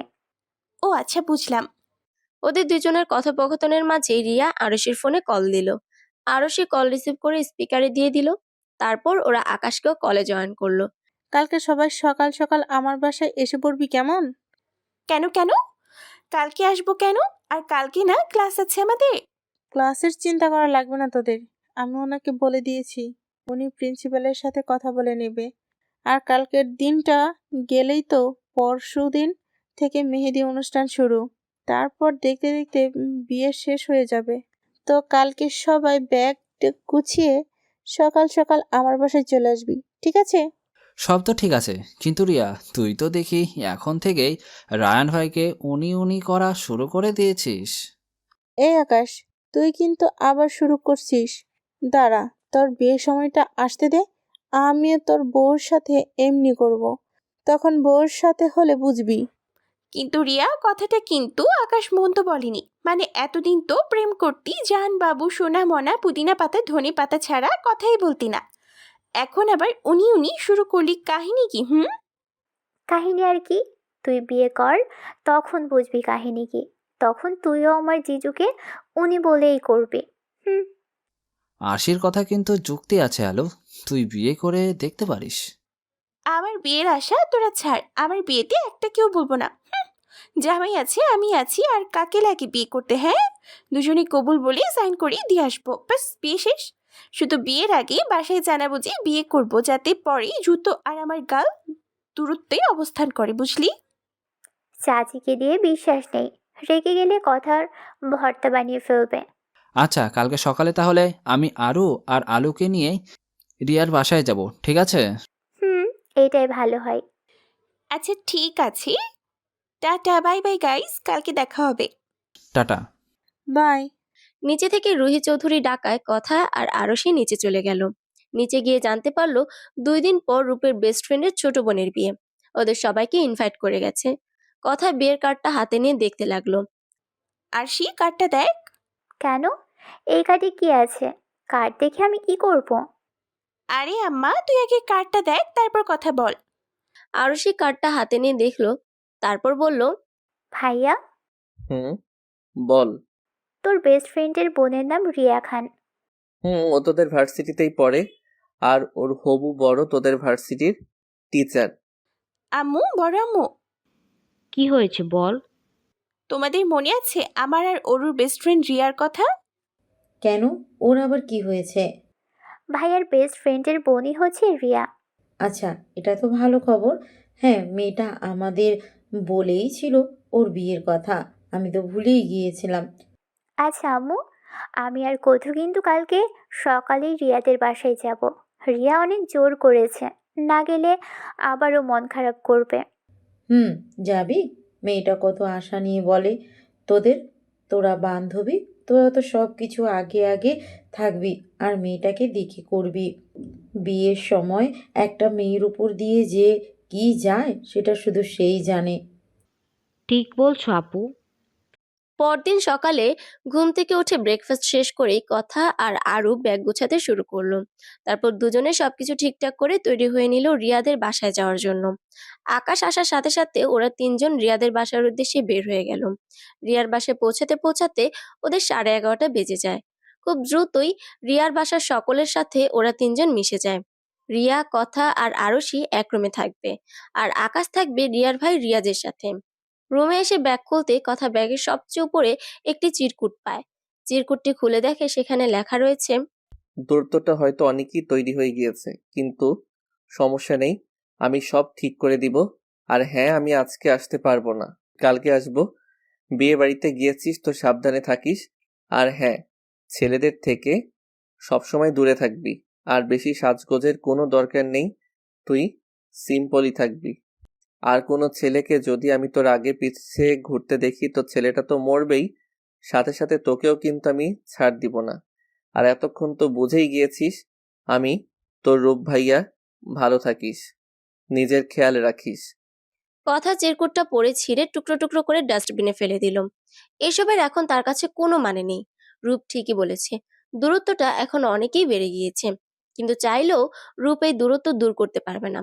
দেখতে দেখতে রিয়াদের বাড়িতে কথাদের একদিন পার হয়ে গেল। কথা, আকাশ আর আরশিরও রিয়ার কাজিনদের সাথে অনেক ভাব হয়ে গিয়েছে। আজকে রিয়ার মেহেদি অনুষ্ঠান চলছে বাসায়। মেহেদি প্রোগ্রামটা রিয়াদের ড্রয়িং রুমে করা হয়েছে। আজকে সবার ড্রেস কোড সবুজ রং। আরশি আর কথা আজকে একই রকম 3 পিস পরেছে, আর আকাশ পরেছে সবুজ রঙের টি শার্ট আর সাথে কালো জিন্স। কথা আর রিয়ার একজন কাজিন রিয়ার 2 হাতে মেহেদি দিয়ে দিচ্ছিল। এমন সময় বাসায় প্রবেশ করে রূপ। রূপ একা নয়, সাথে রয়েছে সেই শপিং মলের মেয়েটি। দেখতে দেখতে রিয়াদের বাড়িতে কথাদের একদিন পার হয়ে গেল। কথা, আকাশ আর আরশির ও রিয়ার কাজিনদের সাথে অনেক ভাব হয়ে গিয়েছে। আজকে রিয়ার মেহেদি অনুষ্ঠান চলছে। এমন সময় বাসায় প্রবেশ করে রূপ। রূপ একা নয়, সাথে রয়েছে সেদিনের সেই মেয়েটি, সাথে রয়েছে আরো একটি ছেলে, সে হচ্ছে রিয়াজ ভাইয়া। এ বাসায় আসার পর রিয়াজ ভাইকে আমি শুধু প্রথম দিনই দেখেছিলাম, তারপর আর দেখিনি। রিয়া ওদের দেখে রিয়াজ ভাইকে গিয়ে জড়িয়ে ধরলো, আর মেয়েটাকে জিজ্ঞেস করলো, কেমন আছো প্রমি আপু? আর ভাইয়া, আপনি কেমন আছেন? ভালো। তুমি কেমন আছো? ভালো। ভালো কিউটি পাই, তোমাকে আজ খুব কিউট লাগছে। থ্যাঙ্কস আপি, তোমাকেও খুব সুন্দর লাগছে। আরশি রূপ ভাইয়াকে দেখে তার দিকে এগিয়ে গিয়ে বলতে লাগলো, কেমন আছো ভাইয়া? ভালো। তুই কেমন আছিস? আর কথা কই? এই আরু, কি? রূপ ভাইয়া তোকে আর কথাকে কিভাবে চেনে? আরে আমার বড় ভাই আমাকে চিনবে না তো কাকে চিনবে? হুম। আর সে তোর বোন লাগে রূপ? আরশি আর রিয়া যে ফ্রেন্ড, এটা আমিও জানতাম না। আমি জেনেছি 2 দিন আগে। সবাই একে অপরের সাথে কথা বলায় মেতে উঠেছে। তখনই রূপ ভাইয়া আমার দিকে এগিয়ে আসলো, তারপর বলতে শুরু করলো, কথা, জি ভাইয়া বলো। কেমন আছিস? ভালো। আমাকে জিজ্ঞেস করবি না আমি কেমন আছি? আপনার খারাপ থাকার কোনো কারণ তো আমি দেখছি না, তাই আর জিজ্ঞেস করে কি হবে বলেন। আমাদের কথার মাঝে ওই প্রমি নামের মেয়েটা আমাদের দিকে এগিয়ে আসলো, এসে বলতে শুরু করলো, হাই, কথা কেমন আছো তুমি? জি আমি ভালো আপু, আপনি কেমন আছেন? জি, আমিও ভালো। তোমার সাথে তো আমার পরিচয় হয়নি, তো আমি আমার পরিচয় দেই কেমন? আমি হচ্ছি প্রমি খান। রিয়াজ আর আমি কাজিন, সাথে বেস্ট ফ্রেন্ডও। তোমার রূপ ভাইয়াও আমার বেস্ট ফ্রেন্ড হয়। আমরা তিনজনই প্রায় সমবয়সী, আর দেশের বাহিরেও আমরা তিনজন একসাথেই থাকতাম। ও আচ্ছা আপু। আমাদের কথা বলার মাঝে সেখানে আসে আকাশ, আর আকাশ এসে আমাকে উদ্দেশ্য করে বলে, হ্যালো, বল। তুই কিন্তু এখনো মেহেদি দিসনি? এখন চল, আমি নিজেই তোকে মেহেদি দিয়ে দিব। আচ্ছা চল। আমি আর আকাশ গিয়ে পাশাপাশি সোফায় বসলাম। আকাশ আমার হাতে খুব সুন্দর করে মেহেদি দিয়ে দিল। মেহেদি দেওয়ার শেষে আরুষি বলল, বাহ আকাশ, তুই তো খুব সুন্দর করে মেহেদি দিতে পারিস। এ কথা তো আমি আগে জানতামই না। আগে জানলে মেহেদি দেওয়ার জন্য সব সময় তোর কাছেই আসতাম। আসছে মামার বাড়ির আবদার, তুমি আসলা আর আমি মেহেদি দিয়ে দেব। আমি শুধু আলুকে মেহেদি দিয়ে দেব, বুঝলি? লাগবে না আমাকে দিয়ে দেওয়া। হুম। তুই তোর আলু পটল বেগুনকে মেহেদি দিয়ে দে। আরশির কথা শুনে কথা হেসে দিল। তারপর বলল, থাম তোরা, আর আমি একটু রুমে যাচ্ছি, তাড়াতাড়ি চলে আসবো। রুমে যাবার জন্য সিঁড়ি দিয়ে উপরে ওঠার সময় হঠাৎই আমার মেহেদি দেওয়া হাতটা যেন কার পাঞ্জাবির উপরে পড়লো। মাথা তুলে তাকাতেই দেখি রূপ ভাইয়া পাঞ্জাবিতে আমার মেহেদি লেগেছে। এটা দেখে তিনি বলল, কথা, একটু দেখে শুনে চল। দেখ আমার পুরো পাঞ্জাবিটা নষ্ট হয়ে গেল। আমি কিছু বলবো তার আগেই প্রমি নামের মেয়েটা বলে উঠল, কথা, একটু সাবধানে চলাফেরা করো। দেখো, তোমার জন্য রূপের এত সুন্দর আর দামি পাঞ্জাবিটা নষ্ট হয়ে গেল। আর সবচেয়ে বড় কথা হচ্ছে, এই পাঞ্জাবিটা রূপের জন্য আমি পছন্দ করেছিলাম। থাম প্রমি, অনেক বলে ফেলেছিস। আমার পাঞ্জাবি নষ্ট হয়েছে তাই না? তোর ড্রেস তো আর নষ্ট হয়নি। তো যা বলার আমি বলি, তুই চুপ থাকলে আমি খুশি হব। প্রমির কথা শুনেই কেন জানি আমার অনেক কান্না পাচ্ছিল, তাই আমি রূপ ভাইয়াকে উদ্দেশ্য করে সরি ভাইয়া বলে উপরের রুমে চলে আসি। রুমে এসে ওয়াশরুমে গিয়ে সাথে সাথে মেহেদি ক্লিন করে ফেলি, কিন্তু যা রং হওয়ারটা এতক্ষণে হয়ে গিয়েছে। আমি কান্না করতে করতে শাওয়ারের নিচে বসে পড়ি। প্রমি আপুর পছন্দ করা পাঞ্জাবি পরেছে রূপ ভাইয়া। পরবেই তো, ভালোবাসার মানুষ পছন্দ করে দিয়েছে, সে তো পরবেই। কিন্তু কেন জানি আমার অনেক কষ্ট হচ্ছিল, বুকের ভেতরে কিছু হারিয়ে ফেলার ভয় হচ্ছিল। কিন্তু যা হারানোর আমি তো সেই 5 বছর আগেই হারিয়ে ফেলেছি। ভেবে নিজে একা একাই হাসতে লাগলো কথা। তারপর শাওয়ার অফ করে ড্রেস চেঞ্জ করে রুমের বাইরে আসলো কথা। কান্না করার ফলে তার প্রচুর মাথা ব্যথা করছিল, তাই একটা মেডিসিন খেয়ে শুয়ে পড়লো। কথা শুয়ে পড়ার কিছুক্ষণ পরই রূপ ঘরে প্রবেশ করলো। এতক্ষণ বাইরে থেকেই সে সবই লক্ষ্য করছিল, তাই কথা ঘুমিয়ে যাওয়ার পরপরই রুমে ঢুকে। যেহেতু সবাই নিচে অনুষ্ঠানে রয়েছে, তো কারোর এইদিকে আসার কথা নয়। রূপ গিয়ে কথার হাতটা দেখলো, তার মেহেদি দেওয়া হাতে নিজের নামের প্রথম অক্ষর লিখে দিল। এই কারণে সে আসার সময় মেহেদি নিয়ে এসেছিল। তারপর মেহেদি শুকানোর পর সে ওটা ক্লিন করে দিয়ে চলে গেল। পরদিন সকালে ঘুম থেকে উঠে ব্রেকফাস্ট করে সবাই যে যার কাজে লেগে পড়লো। সন্ধ্যার সময় হলুদের প্রোগ্রাম, কমিউনিটি সেন্টারে অনুষ্ঠান করা হবে, তাই বাসায় এক প্রকার ঝামেলা নেই বললেই চলে। বাসার ছাদে সবাই যে যার ডান্স প্র্যাকটিস করছে। আমি ছাদে বসে সবাইকে দেখছিলাম, তখনই আমার নজর গেল আমার হাতের মেহেদির দিকে। সেখানে ছোট করে একপাশে আর লেখা। লেখাটা এমনভাবে করে লিখেছে যেন কেউ গভীরভাবে খেয়াল না করলে বুঝবে না। এই কাজটি যে রূপ ভাইয়ার করা এটা আমি বুঝতে পারলাম, কিন্তু এটা কেন করলো সে? প্রশ্নটা তাকেই তো করতে হবে, কিন্তু ভাইয়া কই? ভাইয়াকে খুঁজতে খুঁজতে নিচে চলে আসলাম, কিন্তু পাচ্ছিলাম না। পরে বাসার বাইরে বাগানের সাইডে আসতে দেখলাম রূপ ভাইয়া প্রমি আপুকে। না, আর দেখতে পারলাম না। চোখ বন্ধ করেই চলে আসলাম সেখান থেকে। চোখের দেখা সে কিছুতেই মেনে নিতে পারছে না। না, এভাবে আর চলতে পারে না।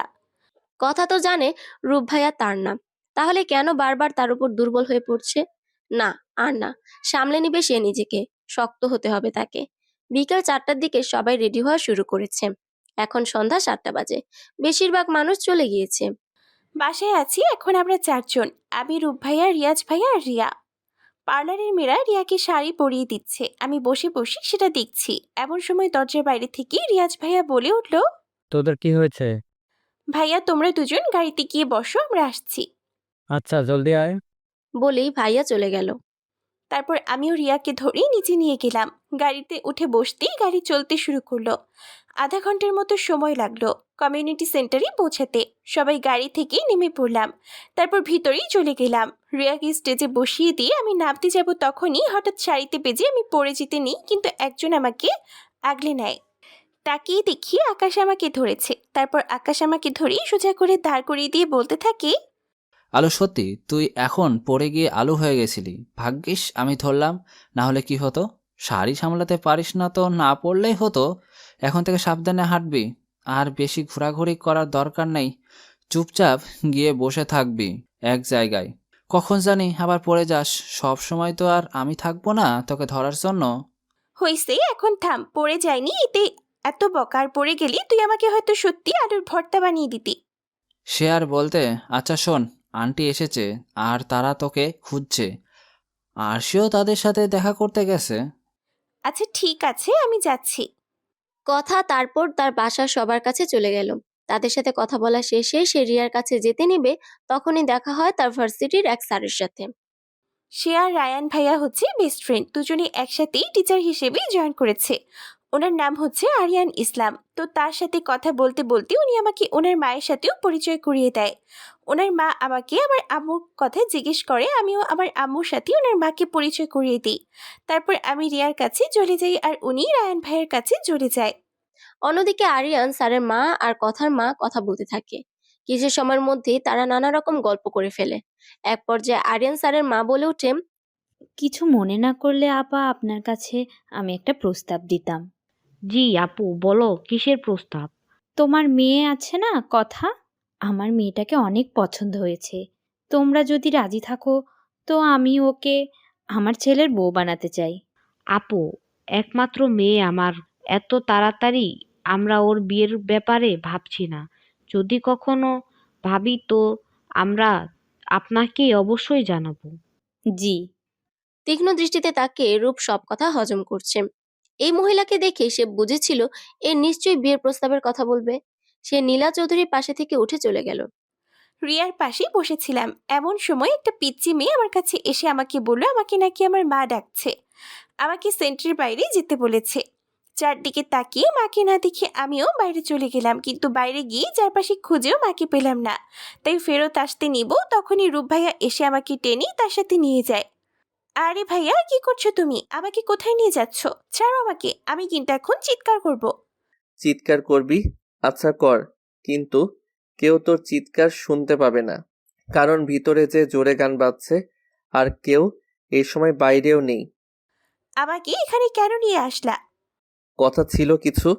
সেটা ভিতরেই বলা যেত, শুধু শুধু এখানে আসার কোনো প্রয়োজন ছিল না। ভেতরে চলো, ভিতরে গিয়ে কথা বলি। না, ভিতরে বলা যাবে না, এখানেই বলবো আমি। আচ্ছা বলো, কি বলবা তাড়াতাড়ি বলো। কেন এত তাড়া কিসের তোর ভিতরে যাওয়ার জন্য? আরে রিয়াকে বলে আসিনি আমি, ও হয়তো আমাকে খুঁজবে। কথা? বলো। তুই কি বুঝিস না ভালোবাসি আমি তোকে? দেখো ভাইয়া, এখন আমার ফান করার কোনো মুড নেই, সিরিয়াসলি বলো কি বলবা, না হলে আমি যাব। আমি সিরিয়াস কথা, সত্যি আমি তোকে ভালোবাসি। ব্যাস অনেক হয়েছে ভাইয়া, অনেক সহ্য করেছি আমি, আর পারবো না আমি এসব মেনে নিতে। আচ্ছা ভালোবাসেন আমাকে তো গিয়েছিলেন কেন আমাকে ছেড়ে? কোথায় ছিল এই ভালোবাসা যখন আমি ভালোবাসি ভালোবাসি বলে আপনার কাছে যেতাম? দেখ, আমি চাইলেও তোকে তখন এসব কিছু বলতে পারতাম না, কারণ আমি কথা দিয়েছিলাম সবাইকে নিজের পায়ে না দাঁড়ানো পর্যন্ত কখনো তোর কাছে ভালোবাসার দাবি নিয়ে আসবো না। তাই তোকে এক প্রকার ইগনোর করে চলতাম। ওখানে যাওয়ার পর ও সবার সাথে কথা বললেও তোর সাথে কথা বলতাম না, কারণ কথা বললেই মন বলবে দেশে তোর কাছে ফিরে আসতে। হাসালেন মিস্টার রূপচৌধুরী, আপনি ভাবছেন আমি কিছু জানি না, কিন্তু আমি সব জানি। কিন্তু আপনি আমার সাথে ভালোবাসার মিথ্যে অভিনয় কেন করেছেন তা আমি জানি না। কি বলছিস? কথা ভালোবাসার মিথ্যে অভিনয়? আমি সত্যি তোকে ভালোবাসি।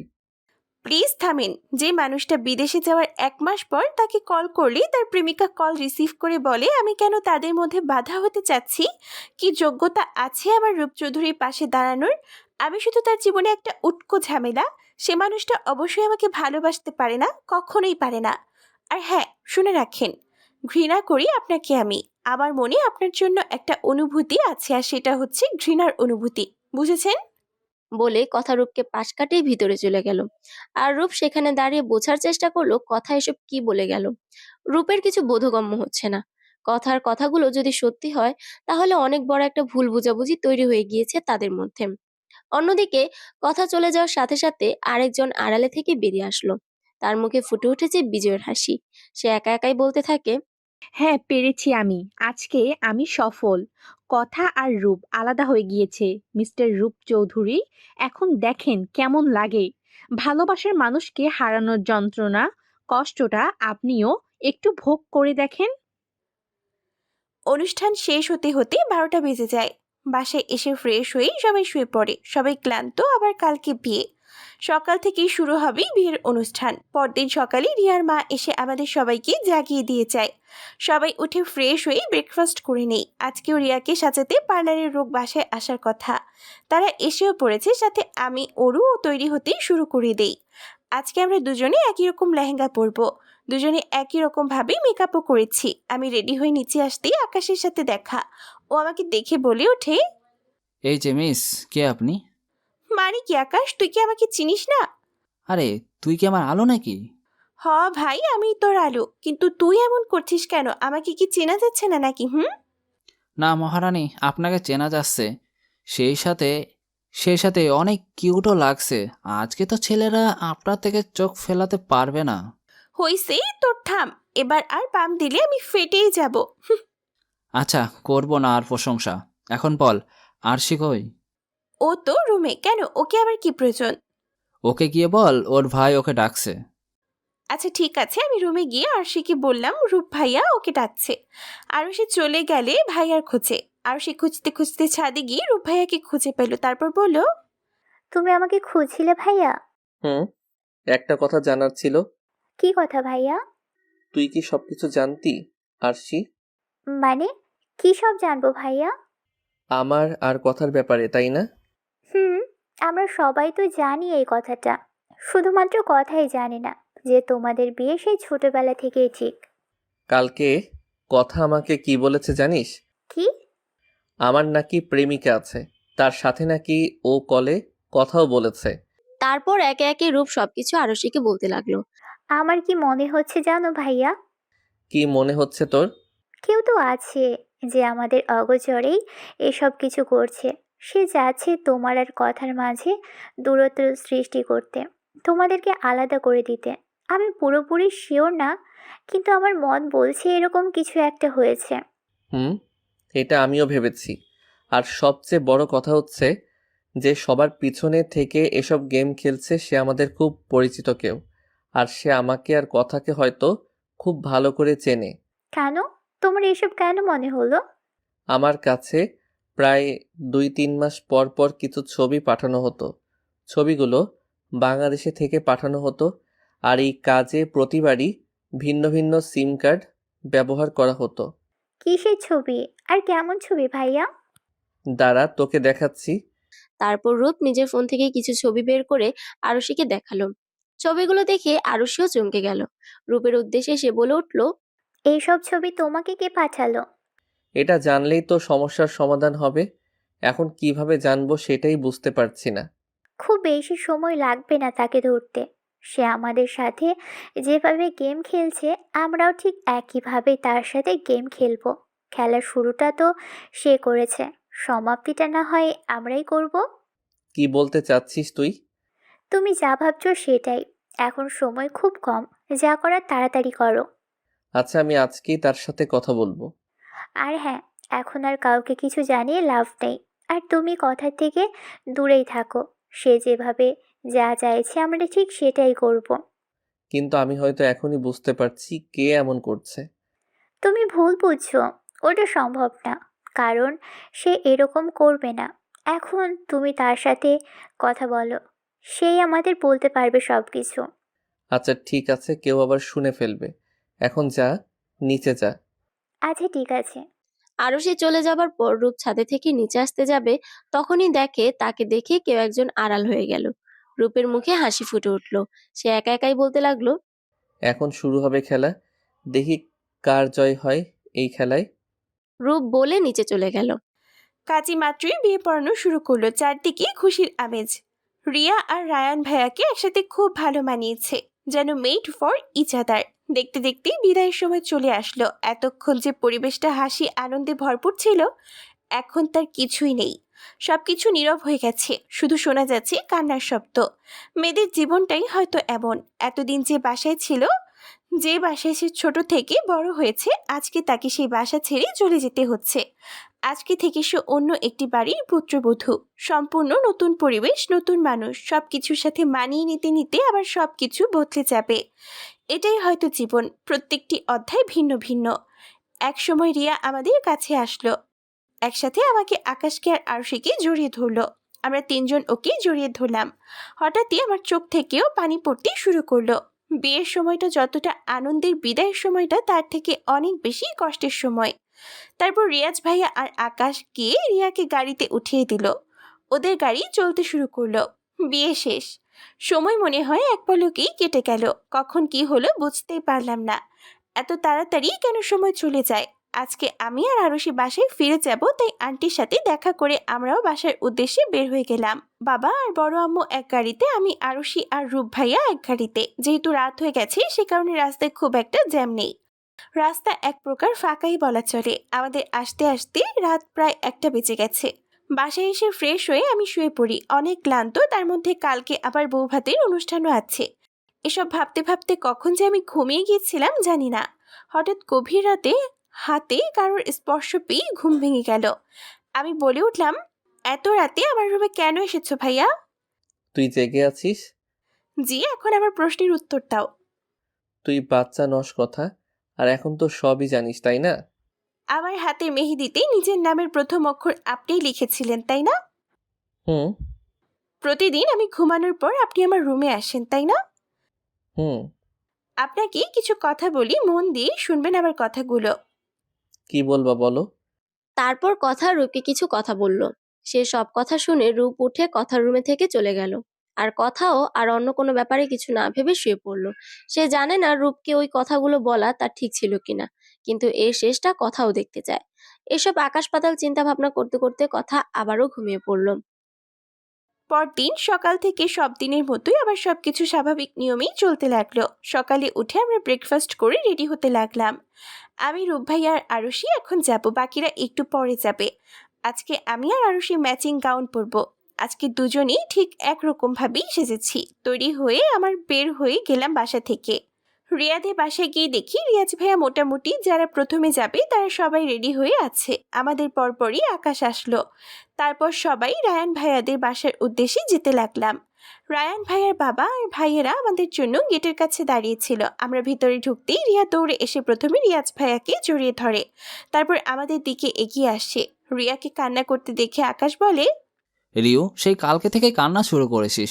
তোর জন্য তো এখন রায়ান ভাইয়ার টিস্যুর ফ্যাক্টরি দেওয়া লাগবে। ওকে জ্বালাচ্ছিস কেন আকাশ? না, তোরা চিন্তা কর, ওর চোখের পানি বন্যায় সবকিছু ভেসে যাচ্ছে, তখন কি একটা অবস্থা হবে ভাব। আকাশের কথা সবাই হেসে দেয়। এমন সময় রূপের ফোনে একজনের কল আসে। কল রিসিভ করে সে বলতে লাগলো, কি জানতে পারলি? ওপাশের ব্যক্তি। ওহ গ্রেট, আমরা তাহলে অর্ধেক সমাধান পেয়ে গিয়েছি সমস্যার। ওপাশের ব্যক্তি। আচ্ছা তুই তাহলে দেখ, আর ওকে সাবধানে রাখিস। শুধুমাত্র ও জানে কে আছে সবকিছুর পেছনে। আচ্ছা, আমি আজকে রাতেই রওনা দিব। আর হ্যাঁ, সাবধানে থাকিস, কেউ যে কিছু না জানতে পারে, কারণ ওরা সর্বদা সব জায়গায় নজর রাখছে যা আমার মনে হচ্ছে। ওপাশের ব্যক্তি। হুম, কালকেই জানা আছে এই সব কিছুর পিছনে আসল কালপ্রিট কে। আমার দুজন মানুষের উপর সন্দেহ হচ্ছে। ওপাশের ব্যক্তি। হুম, তুই যা ভালো বুঝিস কর। আমি এখন ফোন রাখছি। রূপ কল কেটে চলে গেল আবার ভিতরে। এতক্ষণে সকলে এসে পড়েছে। আজকে বেশি মানুষ হয়নি, যারা কাছের আত্মীয় তারা আর ফ্রেন্ডরা। আজকে আবার রিয়া আর রায়ান ভাইয়া রিয়াতে বাসায় যাবে। অনুষ্ঠান শেষে তাদের যেতে যেতে 7টা বেজে গেল। তারপর আমরাও বাসার দিকে রওনা দিলাম। বাসায় এসে রূপ ভাইয়া তার রুমে চলে গেল। একটু পর আবার ড্রেস চেঞ্জ করে কই যেন চলে গেল। সবাইকে বলে গেল কাজ আছে, এসে সবাইকে জানাবে কাজের কথা। সবাই ভেবে নিল জরুরি কোনো কাজ, তাই আর কেউ কোনো ব্যাপারে মাথা ঘামালো না। কিন্তু আমার প্রচুর টেনশন হচ্ছিল, বারবার মনে হচ্ছিল খারাপ কিছু হতে যাচ্ছে। এসব ভাবতে ভাবতে এসে শুয়ে পড়লাম। কিছুক্ষণের মধ্যেই ঘুমিয়ে গেলাম। ভোরবেলা বাজে একটা স্বপ্ন দেখে আমার ঘুম ভেঙে গেল। উঠে ঘড়ির দিকে তাকিয়ে দেখি 4টা বাজে। স্বপ্ন নিয়ে ভাবতে ভাবতে ফজরের নামাজ দিয়ে দিল। উঠে অজু করে নামাজ পড়ে নিলাম। তারপর আবার বিছানায় শুয়ে শুয়ে ভাবতে লাগলাম রূপ ভাইয়ার কথা। বাজে স্বপ্নটা আমি রূপ ভাইয়াকে নিয়েই দেখেছি, তাই চিন্তা আরো বেশি হচ্ছে। অনেক ভাবার পর ঠিক করলাম ভাইয়াকে কল দিব, কিন্তু তখন ঘটলো আর এক বিপত্তি। রূপ ভাইয়ার আগের নম্বর আমার কাছে নেই, কারণ আমি ব্লক করে ডিলিট করে দিয়েছিলাম। আর দেশে আসার পরেই সে নতুন সিম নিয়েছে, কিন্তু সেই নম্বর আমার কাছে নেই। এখন আর কিচ্ছু করার নেই, তাই বসে বসে রূপ ভাইয়ার কথা ভাবতে লাগলাম। আর মনে মনে আল্লাহকে বলতে লাগলাম যেন রূপ ভাইয়া ঠিক থাকে। সত্যি এখনো আমি জানি না, কিন্তু আমার মন বলছে রূপ ভাইয়া মিথ্যা বলছে না। কবে যে এই সত্যি মিথ্যার বেড়াজাল থেকে বের হতে পারবো তা আমি জানি না। অন্যদিকে রূপ সকাল 5টায় চট্টগ্রাম এসেছে। এখানে এসে সে সোজা চলে যায় তার ফ্রেন্ড আদ্রর বাসায়। আদ্র পেশায় একজন পুলিশ অফিসার। কলিং বেল বাজাতেই আদ্র দরজা খুলে দেয়। রূপ আদ্রকে দেখে জড়িয়ে ধরে। আদ্র রূপকে জড়িয়ে ধরে। আদ্র বলতে শুরু করে, কেমন আছিস ইয়ার? এই তো ভালোই আছি, তুই বল তোর কি খবর? এই যে চলছে দিনকাল, এটাই অনেক। কেমন আছিস সেটা নিজেও জানি না। এখনো ভালোবাসিস তাই না? প্রচুর। কিন্তু আমি ভুল করেছিলাম তার সাথে। তাকে একটি ছেলেকে জড়িয়ে ধরতে দেখেই আমি ভুল বুঝে নিলাম। সত্যি মিথ্যা যাচাই না করেই সেই দিন মুখে যা এসেছিল তাই বলেছিলাম অরুকে। আজকে সে দূরে। আজকে আর আফসোস ছাড়া আর কিছু করার নেই। কষ্ট লাগে এটা ভেবেই যে মানুষটাকে আমাকে এত বিশ্বাস করত, তার বিশ্বাসের মূল্য আমি দিতে পারলাম না তাকে বিশ্বাস করে তার মুখ থেকে সবকিছু শুনতে। এই যে ভুল করেছি, এখন তার ফল ভোগ করছি। আমার বোন কিন্তু এখনো তোকে ভালোবাসে। না রে, ও আর আমাকে ভালোবাসে না। আচ্ছা বাদ দে, এখন ভেতরে আয়, ফ্রেশ হয়ে কিছু খেয়ে নে, তারপরেই যাই আমরা। আচ্ছা। প্রায় ঘন্টাখানেক পর আদ্র আর রূপ বাসা থেকে বের হয়ে গেল। গাড়িতে রূপ ড্রাইভিং করছে আর আদ্র তার পাশের সিটে বসে আছে। আদ্র বলে উঠল, যাই বলিস রূপ, আমি বলবো তুই অনেক লাকি। কিভাবে? এই যে দেখ, যে ছেলেটা তোকে সবসময় ওইসব বাজে পিক পাঠাতো, সে চট্টগ্রামেই থাকে। তাই তো এত তাড়াতাড়ি তাকে খুঁজে পেলাম। আমি তো ভেবে রেখেছিলাম 2 দিন অন্তত লাগবে তাকে খুঁজতে, কিন্তু এত জলদি যে পেয়ে যাব ভাবিনি। আচ্ছা আদ্র, ছেলেটাকে কি তোর চেনা পরিচিত মনে হচ্ছে? না, ছেলেটা আমাদের পরিচিত নয়। কিন্তু কিন্তু কি? আমার যতটুকু মনে আছে, ছেলেটা আমাদের সাথে একসাথে কলেজে পড়তো। নাম কি? মনে নাই ভাই। আর এই ছেলেকে এত মারার পরও ও কিছু বলেনি। আমি যা বললাম সবটুকুই আন্দাজে বললাম। ছেলেটার পরিবার সম্পর্কে কিছু জানিস? ছেলেটার বাবা মা নেই দুনিয়াতে, আপন বলতে শুধু একটা ছোট বোন আছে। এগুলো আমার ভাড়া করা লোকেরা বলেছে। আচ্ছা ঠিক আছে, দেখ তোর বলা অ্যাড্রেসে আমরা চলে এসেছি। এখন কি নামবো? হুম জায়গাটা শহর থেকে একটু দূরে, পুরো নিরিবিলি পরিবেশ। রাস্তায় একজন মানুষও নেই। আদ্র তাকে নিয়ে আসলো একটি পরিত্যক্ত বাসায়। ভিতরে ঢুকে দেখলো 3জন লোক বসে আছে, আর একটি ছেলেকে মাঝখানে চেয়ারের সাথে বেঁধে রাখা হয়েছে। রূপকে দেখে ছেলেটার মুখে ভয়ের ভাব ফুটে উঠলো। রূপও ছেলেটাকে চেনার চেষ্টা করলো। রূপ বলল, সিয়াম, তুমি এসব কিছু করেছো? না ভাই, বিশ্বাস কর, আমি ইচ্ছে করে এসব করিনি, বাধ্য হয়েছিলাম এসব করতে। সেই ছেলেটি অর্থাৎ সিয়াম। মানে কি বলতে চাইছো তুমি? আমি বাধ্য হয়েছিলাম এরকম একটা জঘন্য কাজ করতে। কে তোমাকে বাধ্য করেছিল সিয়াম? আমি বলতে পারবো না এসব কিছু। সিয়াম, ভালোভাবে বলো, আমাদের খারাপ হতে বাধ্য করো না। আমি পারবো না। বাসায় যে তোমার ছোট বোন সিয়াম, সে কিন্তু সম্পূর্ণ একা এখন বাসায়। খারাপ কিছু হয়ে যেতে কিন্তু সময় লাগবে না। না, ওর কিছু করবা না, আমি বলছি সব কিছু। কিন্তু ওর যেন কিছু না হয়, তাহলে আমি বাঁচতে পারবো না, মরে যাব আমি। তোমার বোনের কোনো ক্ষতি হবে না, তুমি আমার উপর ভরসা করতে পারো। এখন বলো আমাকে সবকিছু। সকাল 9টা মাকে ডেকে গিয়েছে ব্রেকফাস্টের জন্য। আমি না বলেছি কিছু ভালো লাগছে না, কেমন অস্থির অস্থির লাগছে। এমন সময় ফোনে একটা মেসেজের নোটিফিকেশন আসলো। মেসেজ ওপেন করে দেখতে পেলাম সেখানে লেখা, কথা আমি রূপ বলছি, জলদি এই অ্যাড্রেসে চলে আয় তুই, সময় খুব কম, অনেক বড় একটা সমস্যা হয়ে গিয়েছে। এটুকুই লেখা ছিল। এই মেসেজটা দেখে আমি জলদি রেডি হয়ে বাসা থেকে বের হয়ে গেলাম। যাবার আগে অরুকে বলে এসেছি রূপ ভাইয়ের কাছে যাচ্ছি। ও যেন বাসায় সবাইকে সামলে দেয়। ভাইয়ার দেওয়ার ঠিকানা আসতেই কে জানি পেছন থেকে আমার মুখে একটা রুমাল চেপে ধরলো। আমি অজ্ঞান হয়ে পড়ে গেলাম সাথে সাথে। জ্ঞান ফেরার পর নিজেকে একটি সাজানো গোছানো ঘরে আবিষ্কার করলাম। ধীরে ধীরে সবকিছু চিন্তা করতে লাগলাম। ঘড়ির দিকে তাকাতেই দেখি 1টা বাজে। এমন সময় ঘরের দরজা খুলে ভেতরে প্রবেশ করলো একজন মেয়ে আর একজন ছেলে। তাদের দেখে আমি প্রচুর অবাক হয়েছি। এটা কিভাবে সম্ভব? আমার সামনে দাঁড়িয়ে আছে প্রমি আপু আর রিয়াজ ভাইয়া। আমি এখনো বুঝতে পারছি না কি হচ্ছে এসব। তার মানে কি তারা দুজনেই সব করেছে? আগ্রহ দমিয়ে রাখতে না পেরে বলে উঠলাম, তোমরা এখানে কি করছো? আমি বা এখানে কিভাবে আসলাম আর রূপ ভাইয়া কোথায়? এত প্রশ্ন একেবারে করলো, কোনটা রেখে কোনটার জবাব দিব বলো? আমি আর কখনো আমার রূপের নাম তোমার মুখে শুনতে চাই না। ভুলেও আর কখনো মুখ দিয়ে রূপের নাম উচ্চারণ করো না, না হলে এর ফল কিন্তু খুব খারাপ হবে, যা তোমার ধারণার বাহিরে। ও, তাহলে তোমরা দুজনেই এসব করেছো তাই না? হ্যাঁ, সবকিছু আমরা করেছি। কেন করলে তোমরা এসব? কি লাভ হলো আমাদের দুজনকে আলাদা করে? তোমার না রূপ ভাইয়ার বেস্ট ফ্রেন্ড ছিলে? বেস্ট ফ্রেন্ড হয়ে কিভাবে পারলে তার সাথে এমনটা করতে? কিসের বেস্ট ফ্রেন্ড? কোনো সময়ে ও আমার বেস্ট ফ্রেন্ড ছিল না।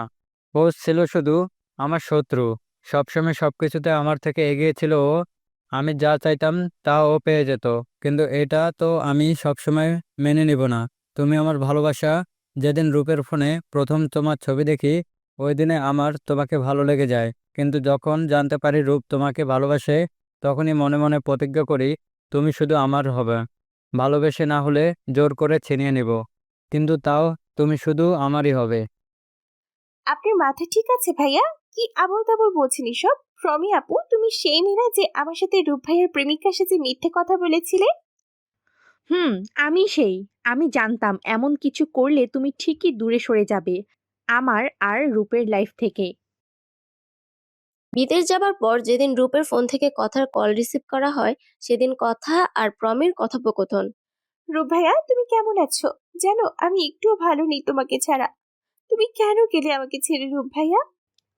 তুমি কথা, তাই না? জি, আমি কথা, কিন্তু আপনি কে? আমি রূপের গার্লফ্রেন্ড। দেখো, তুমি তো জানো রূপ তোমাকে পছন্দ করে না, তাহলে কেন বারবার ওকে ডিস্টার্ব করো বলো তো? ও তোমাকে ভালোবাসে না, এই কথাটা তুমি কেন বুঝতে চাও না? কী বা যোগ্যতা আছে তোমার রূপের পাশে দাঁড়ানোর? দেখো, আমি সোজাসুজিভাবে তোমাকে বলে দিচ্ছি, তুমি আর কখনো রূপকে কল করে বিরক্ত করবা না। কথা শুনে আর কিছু না ভেবে কল কেটে দিয়ে রূপের নাম্বার ব্লক করে দিয়েছিল। তারপর এই 5 বছর আর কোনো যোগাযোগই ছিল না ওদের। পেয়েছিলে? কি রূপ ভাইয়াকে, যাকে পাওয়ার জন্য এসব করলে? তার ছেলের হাসি হেসে বলল কথা। তুমি ওই দিন কথা বলার পর কল লিস্ট থেকে আমি তোমার কল ডিলিট করে দেই। তারপর থেকে তুমি কল করতে না। রূপ যেন ধীরে ধীরে কেমন হয়ে যাচ্ছিল। ওই ঘটনার 2 মাসের মাথায় আমি রূপকে প্রপোজ করি, কিন্তু ও আমাকে ফিরিয়ে দেয়, দিয়ে বলে দেশে ওর জন্য ওর কথা অপেক্ষা করছে। রূপ তার কথা ছাড়া আর কারোর না। সেই দিন আমি অবশ্যই তার কিছু বলিনি ওকে। আমরা আবার বেস্ট ফ্রেন্ডের মতনই থাকতে শুরু করি। আমি মনে মনে ভাবতাম কিভাবে কি করব, কিভাবে রূপের মন থেকে কথাকে সরানো যায়। এর মধ্যে আমি আরও একটি কথা জানতে পারি। সে কথা জানার পর তোমাদের আলাদা করা যেন আমার কাছে আরো সহজ হয়ে ওঠে। প্রমি একদিন জানতে পেরে যায় আমি তোমাকে ভালোবাসি। এটা জানার পর প্রমি আর আমি মিলে তোমাদের আলাদা করার জন্য প্ল্যান বানাতে থাকি। অবশেষে আমরা ঠিক করি তোমাদের মাঝে ভুল বোঝাবুঝি তৈরি করতে, তোমাদের মধ্যে দূরত্ব তৈরি করব। এতে দেখা যাবে এক পর্যায়ে দুইজন দুইজনকে ভুল বুঝে যাবে, কেউ আর আসল সত্যি জানতে পারবে না। আর সময় মতো প্রমিও রূপের মনে নিজের জায়গা করে নেবে। যেহেতু প্রমি তোমাকে সেই সব কথা বলে তোমার বিশ্বাস ভেঙে দিয়েছিল, রূপের সম্পর্কে তোমার মনে ভুল ধারণা সৃষ্টি করেছিল, সেহেতু রূপ তোমাকে কোনোভাবে ভুল বুঝলেই আমাদের আর কিছু করতে হবে না। রূপের থেকে শুনেছি তোমার বেস্ট ফ্রেন্ড আকাশের কথা, তোমরা নাকি খুব ক্লোজ ফ্রেন্ড। তাই আমি পরিকল্পনা করি রূপকে বোঝাবো যে তুমি আর আকাশ রিলেশনে আছো। তাই তোমাদের নানান রকম পিক এডিট করে রূপকে পাঠাতে হতো। কিন্তু তখন সমস্যা হয় যে পিকগুলো পাঠাবে কে? ওইখান থেকে পাঠালে রূপ রূপ আমাকে বা রিয়াজকে সন্দেহ করবে। তাই তখন আমার মনে আসে সিয়ামের কথা। ছেলেটার বাবা মা নেই, অভাবের সংসার, বাসায় শুধু একটা ছোট বোন আছে। আমি সিয়ামের সাথে যোগাযোগ করি, জানতে পারি ওর ছোট বোন অনেক অসুস্থ, ডাক্তার জানিয়েছে ওর বোনের চিকিৎসা করাতে অনেক টাকা লাগবে। তখন আমি সিয়ামকে বলি আমাকে একটা কাজ করে দিতে হবে। প্রথমে কাজের কথা শুনে সিয়াম রাজি হয়নি, পরে আমি ওকে বুঝাতে থাকি, নানাভাবে ওর বোনের কথা বলে ব্ল্যাকমেল করতে থাকি। অবশেষে ছেলেটা বোনের চিকিৎসা করার টাকার জন্য ও কাজে রাজি হয়। তারপর ও প্রায় তোমাকে আর আকাশকে ফলো করত, তোমাদের পিক বাজেভাবে এডিট করে রূপকে পাঠাতো। পিক দেখার পরে যে রূপের মনোভাব কি হতো তা আমরা বুঝতাম না। টমি চেষ্টা করতেই থাকে রূপের মনে নিজের জায়গা করার। সব দিকেই চলছিল, কিন্তু সিয়াম একটা ভুল করে ফেলে।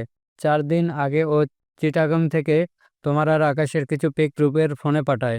রূপ ওর বন্ধুকে দিয়ে খোঁজ লাগিয়ে জানতে পারে ওকে কই থেকে ছবি পাঠানো হতো। রূপ কালকে চিটাগং গিয়েছে।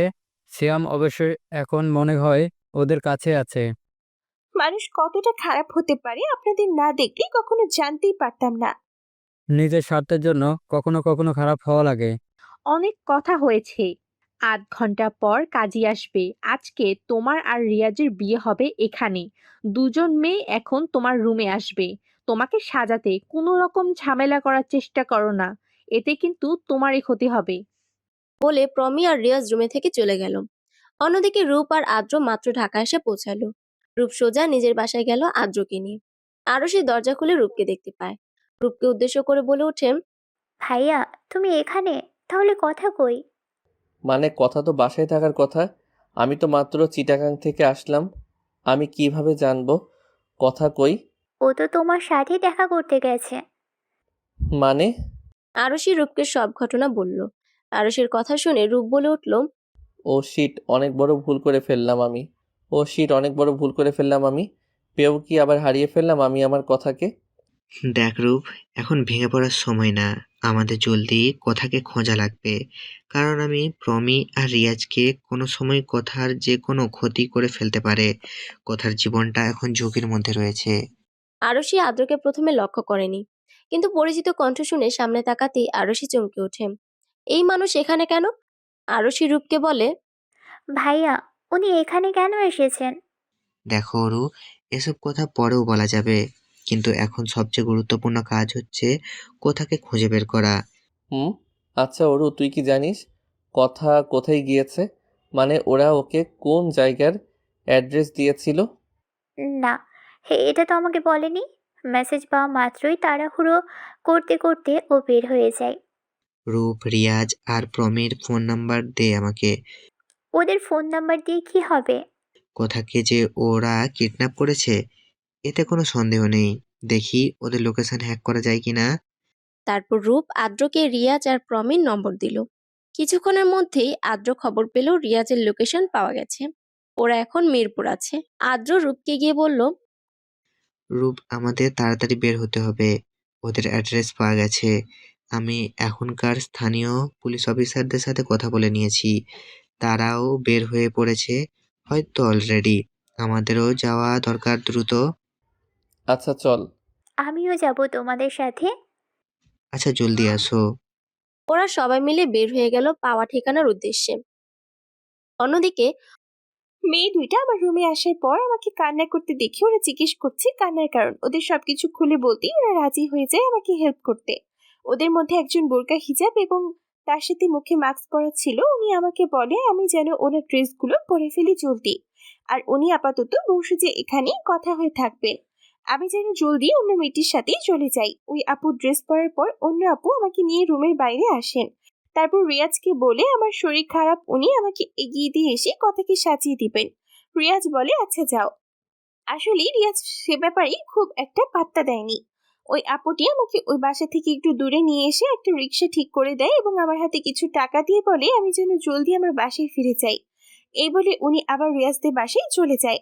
রিক্সা চলতে শুরু করে। রিক্সায় বসে আমি ভাবতে লাগলাম রিয়াজ আর প্রমির কথা। এরা কত আপন ছিল রূপ ভাইয়ার, অথচ ভাইয়ার পিছন দিয়ে ছুরিটা এরাই মেরেছে। অন্যদিকে এই আপু দুটো সম্পূর্ণ অপরিচিত একটা মেয়েকে বাঁচানোর জন্য নিজেদের রিস্কের মধ্যে রাখলো। আসলেই মানুষ চেনা প্রচুর কঠিন কাজ। মুহূর্তের মধ্যে অপরিচিত মানুষ পরিচিত হয়ে যায়, আবার পরিচিত মানুষ হয়ে যায় অপরিচিত। অর্ধেক রাস্তায় এসে রিক্সায় সমস্যা হওয়ায় আমার নেমে পড়তে হয়। এদিকে আমি কোনো গাড়ি পাবো না। গাড়ির জন্য এখন মেইন রোড পার করে অপর পাশে যাওয়া লাগবে। আমি যেই মেইন রোডের মাঝে আসি তখনই হঠাৎ একটা গাড়ি এসে আমাকে ধাক্কা দিয়ে ফেলে দেয়। আমি দূরে গিয়ে ছিটকে পড়ি। ধীরে ধীরে আমি জ্ঞান হারিয়ে অচেতন হয়ে পড়লাম। অনেকক্ষণ হয়ে যাওয়ার পর যখন কথাকে সাজানো শেষ হচ্ছিল না, তখন প্রমি কথা রুমে ঢুকে পড়ে। ভিতরে গিয়ে যখন কথার জায়গায় অন্য একটি মেয়েকে দেখতে পায়, তখন প্রমি সব বুঝে যায় যে কথা পালিয়েছে। প্রমি দৌড়ে গিয়ে রিয়াজের কাছে যায়, রিয়াজকে সবকিছু বলতে। কিন্তু রিয়াজের কাছে গিয়ে প্রমি দ্বিতীয় দফা অবাক হয়, কারণ রিয়াজকে পুলিশরা ঘিরে রেখেছে আর তাদের পাশে দাঁড়িয়ে আছে রূপ, আদ্র আর আরুষি। প্রমিকে দেখে রূপ প্রমির দিকে এগিয়ে গিয়ে প্রমির গালে ঠাস করে একটা থাপ্পড় দিয়ে বলতে থাকে, কেন করলি তোরা আমার সাথে এমন? তোরা না আমার কত আপন ছিলি, তাহলে কেন এসব করলি? কি লাভ হলো এসব করে তোদের? কেন কেন কেন বল তোরা? আরে ভালোবাসতাম তোকে, কিন্তু তুই আমাকে রিজেক্ট করলি শুধুমাত্র এই কথার জন্য। কি আছে এই কথার মাঝে? ওর থেকে রূপে গুণে সব দিক দিয়ে আমি এগিয়ে। তাহলে বল কেন ভালোবাসলি তুই এই মেয়েটাকে? কেন আমাকে ভালোবাসলি না? বলতে বলতে প্রমি কান্না করে দিল। ভালো শুধুমাত্র একজনকেই বাসা যায়। ভালোবাসা হচ্ছে একটা অনুভূতি যা শুধুমাত্র একজন মানুষের প্রতিই আসে। আজ যদি তোরা এসব না করতি তাহলে এরকম দিন হয়তো আমার কখনো দেখা লাগতো না। কি করে পারলি বন্ধু হয়ে বন্ধুর সাথে বেইমানি করতে? আর রিয়াজ, তুই না আমাকে নিজের ভাই ভাবতি, ভাইয়ের সাথে এরকম করতে কি তোর একটু বিবেকে বাঁধেনি? না, বিশ্বাস কর, আমার একটুও খারাপ লাগেনি, কারণ আমি কথাকে ভালোবাসি। কথা শুধু আমাকে ভালোবাসে, বুঝতে পারলি? যদি মানুষটাই না থাকে তো ভালোবাসবে কিভাবে? কি বলতে চাচ্ছিস তুই প্রমি? ক্লিয়ার করে বল সবকিছু। কথা পালিয়ে গেছে। পার্লারের ওই মেয়ে দুটো ওকে পালাতে সাহায্য করেছে। অফিসার, ওদের ধরে নিয়ে যাও। এরা যেন এদের যোগ্য শাস্তি পায়। কোনো মতেই যেন এরা বাঁচতে না পারে। আচ্ছা ঠিক আছে, আমি সবটা দেখব, আপনি টেনশন করবেন না। এই তোমরা ওদের নিয়ে যাও থানায়, আমি একটু পরে আসছি। রিয়াজ আর প্রমিকে অফিসাররা ধরে নিয়ে গেল। তখনই ওসির ফোনে একটা কল আসে। কল রিসিভ করে ওসি সাহেব বলতে লাগলো, আচ্ছা আমি এখনই আসছি। বলেই ওসি সাহেব কল কেটে দিল। খুব বড় একটা গন্ডগোল হয়ে গেছে আদ্র সাহেব। কি গন্ডগোল হলো আবার? এখানের মেইন রোডে একটা মেয়ে অ্যাক্সিডেন্ট করছে। অবস্থা নাকি খুব একটা সুবিধার না। আমরা মনে হচ্ছে ওইটা হয়তো কথা, কারণ আদ্র সাহেব আমাকে কথা যেই ছবি দিয়েছিল, মাত্র কল করায় লোকটিও অনেকটা সেই রকমই বলেছে অ্যাক্সিডেন্ট করার মেয়েটার কথা। না, এটা কখনো হতে পারে না। আমার কথার কিছু হতে পারে না।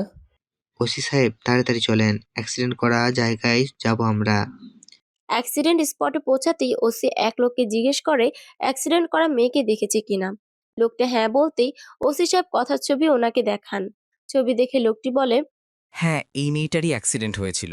অনেক খারাপ অবস্থা হয়ে গিয়েছিল, মনে হলো আর বাঁচবে না। অনেক খারাপ লাগছিল মেয়েটার জন্য। মেয়েটি কোন হসপিটালে আছে জানেন?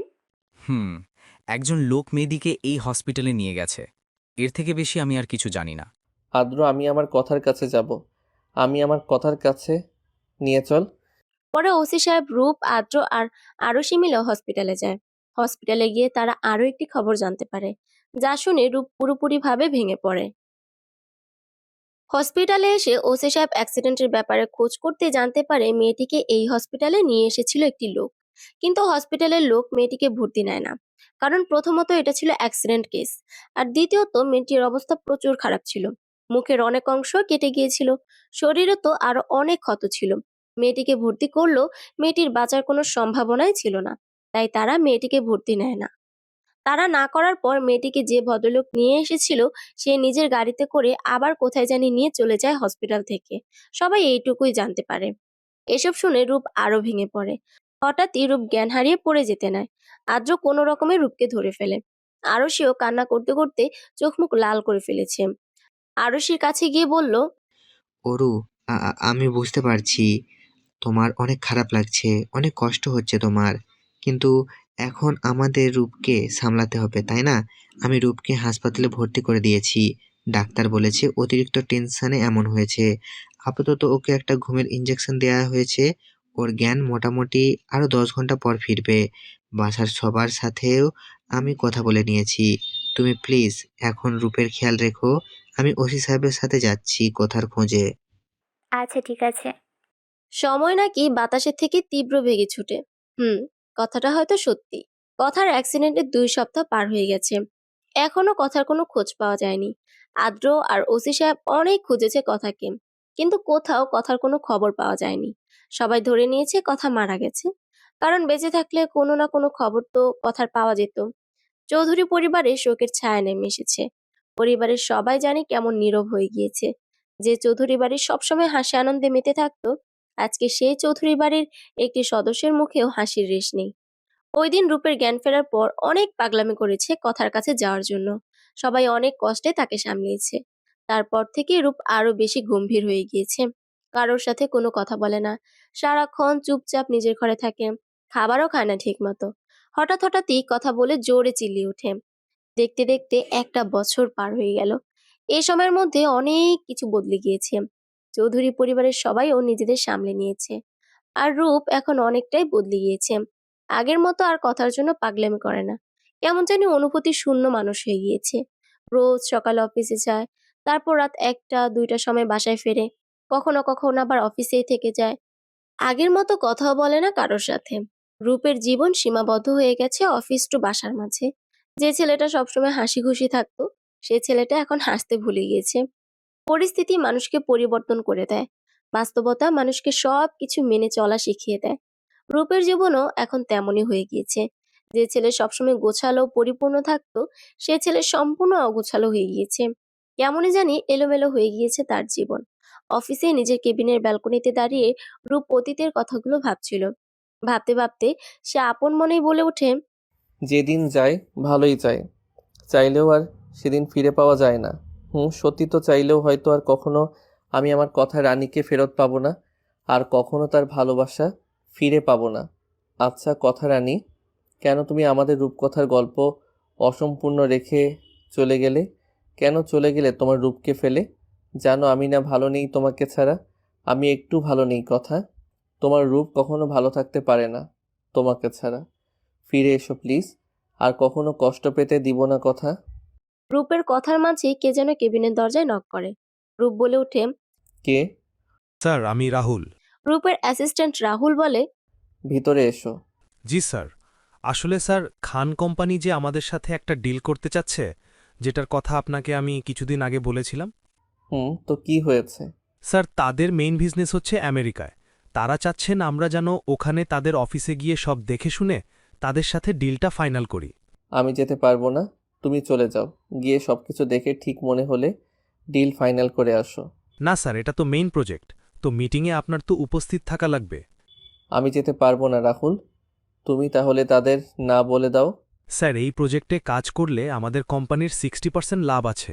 এই ডিলটা হাতছাড়া করলে খুব বড় একটা লস হয়ে যাবে। একবার ভেবে দেখেন, 2 দিনের ব্যাপার, যদি যেতে পারেন তো আমাদেরই লাভ। রূপ কিছুক্ষণ চুপ থেকে ভেবে নিল, তারপর বলে ওঠে, আচ্ছা ঠিক আছে, আমি যাব, তুমি তাদের বলো আমরা আসবো। জি স্যার। আর তারা জিজ্ঞেস করেছিল কবে যাবেন আর মিটিংয়ের ডেট কবে দিবে। আজকে তো 18 তারিখ, তুমি তাদের বলো আমরা কাল আসবো। তারপর দিন তাদের সবকিছু দেখে শুনে 21 তারিখে মিটিং করে সবকিছু ফাইনাল করব। আচ্ছা স্যার, ঠিক আছে।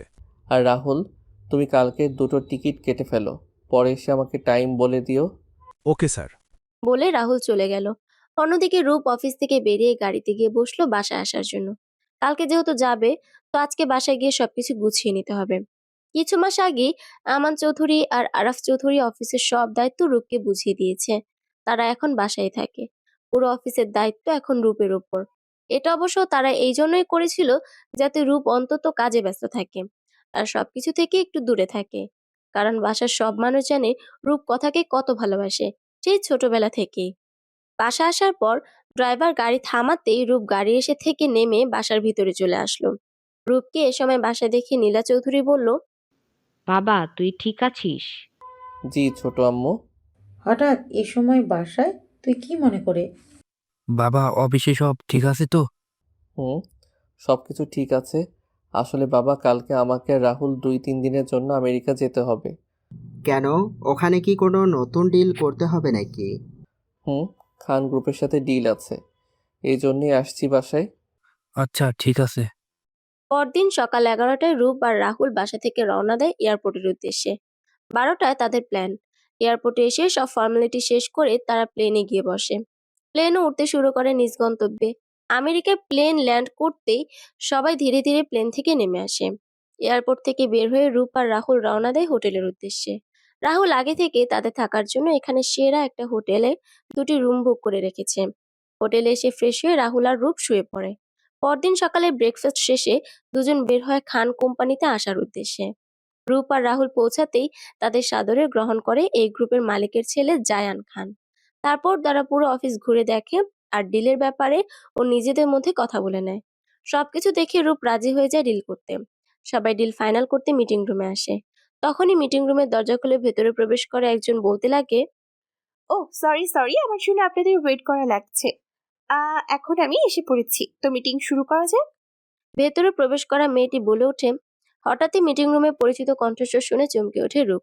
কথার কণ্ঠস্বরের মতো পুরো। রূপের মুখে হাসি ফুটে ওঠে। সামনে তাকাতেই রূপ চমকে ওঠে। হ্যাঁ, রূপের সামনে দাঁড়িয়ে আছে কথা। রূপ এখনো বিশ্বাস করতে পারছে না কথা এখানে কিভাবে। আচ্ছা, কথার এখানে থাকার কারণ কি? আর এখানে থাকলে কথা একদিনও আমাদের কারোর খোঁজ নেয় নাই কেন? যোগাযোগ করেনি কেন আমাদের সাথে? রূপের মাথায় এক ঝাঁক চিন্তা এসে বাসা বেঁধে বসলো। তখনই জায়ান খান তাদের সাথে কথার পরিচয় করিয়ে দিল। জায়ান বলল, এটা হচ্ছে আমার ছোট্ট বোন জারা খান।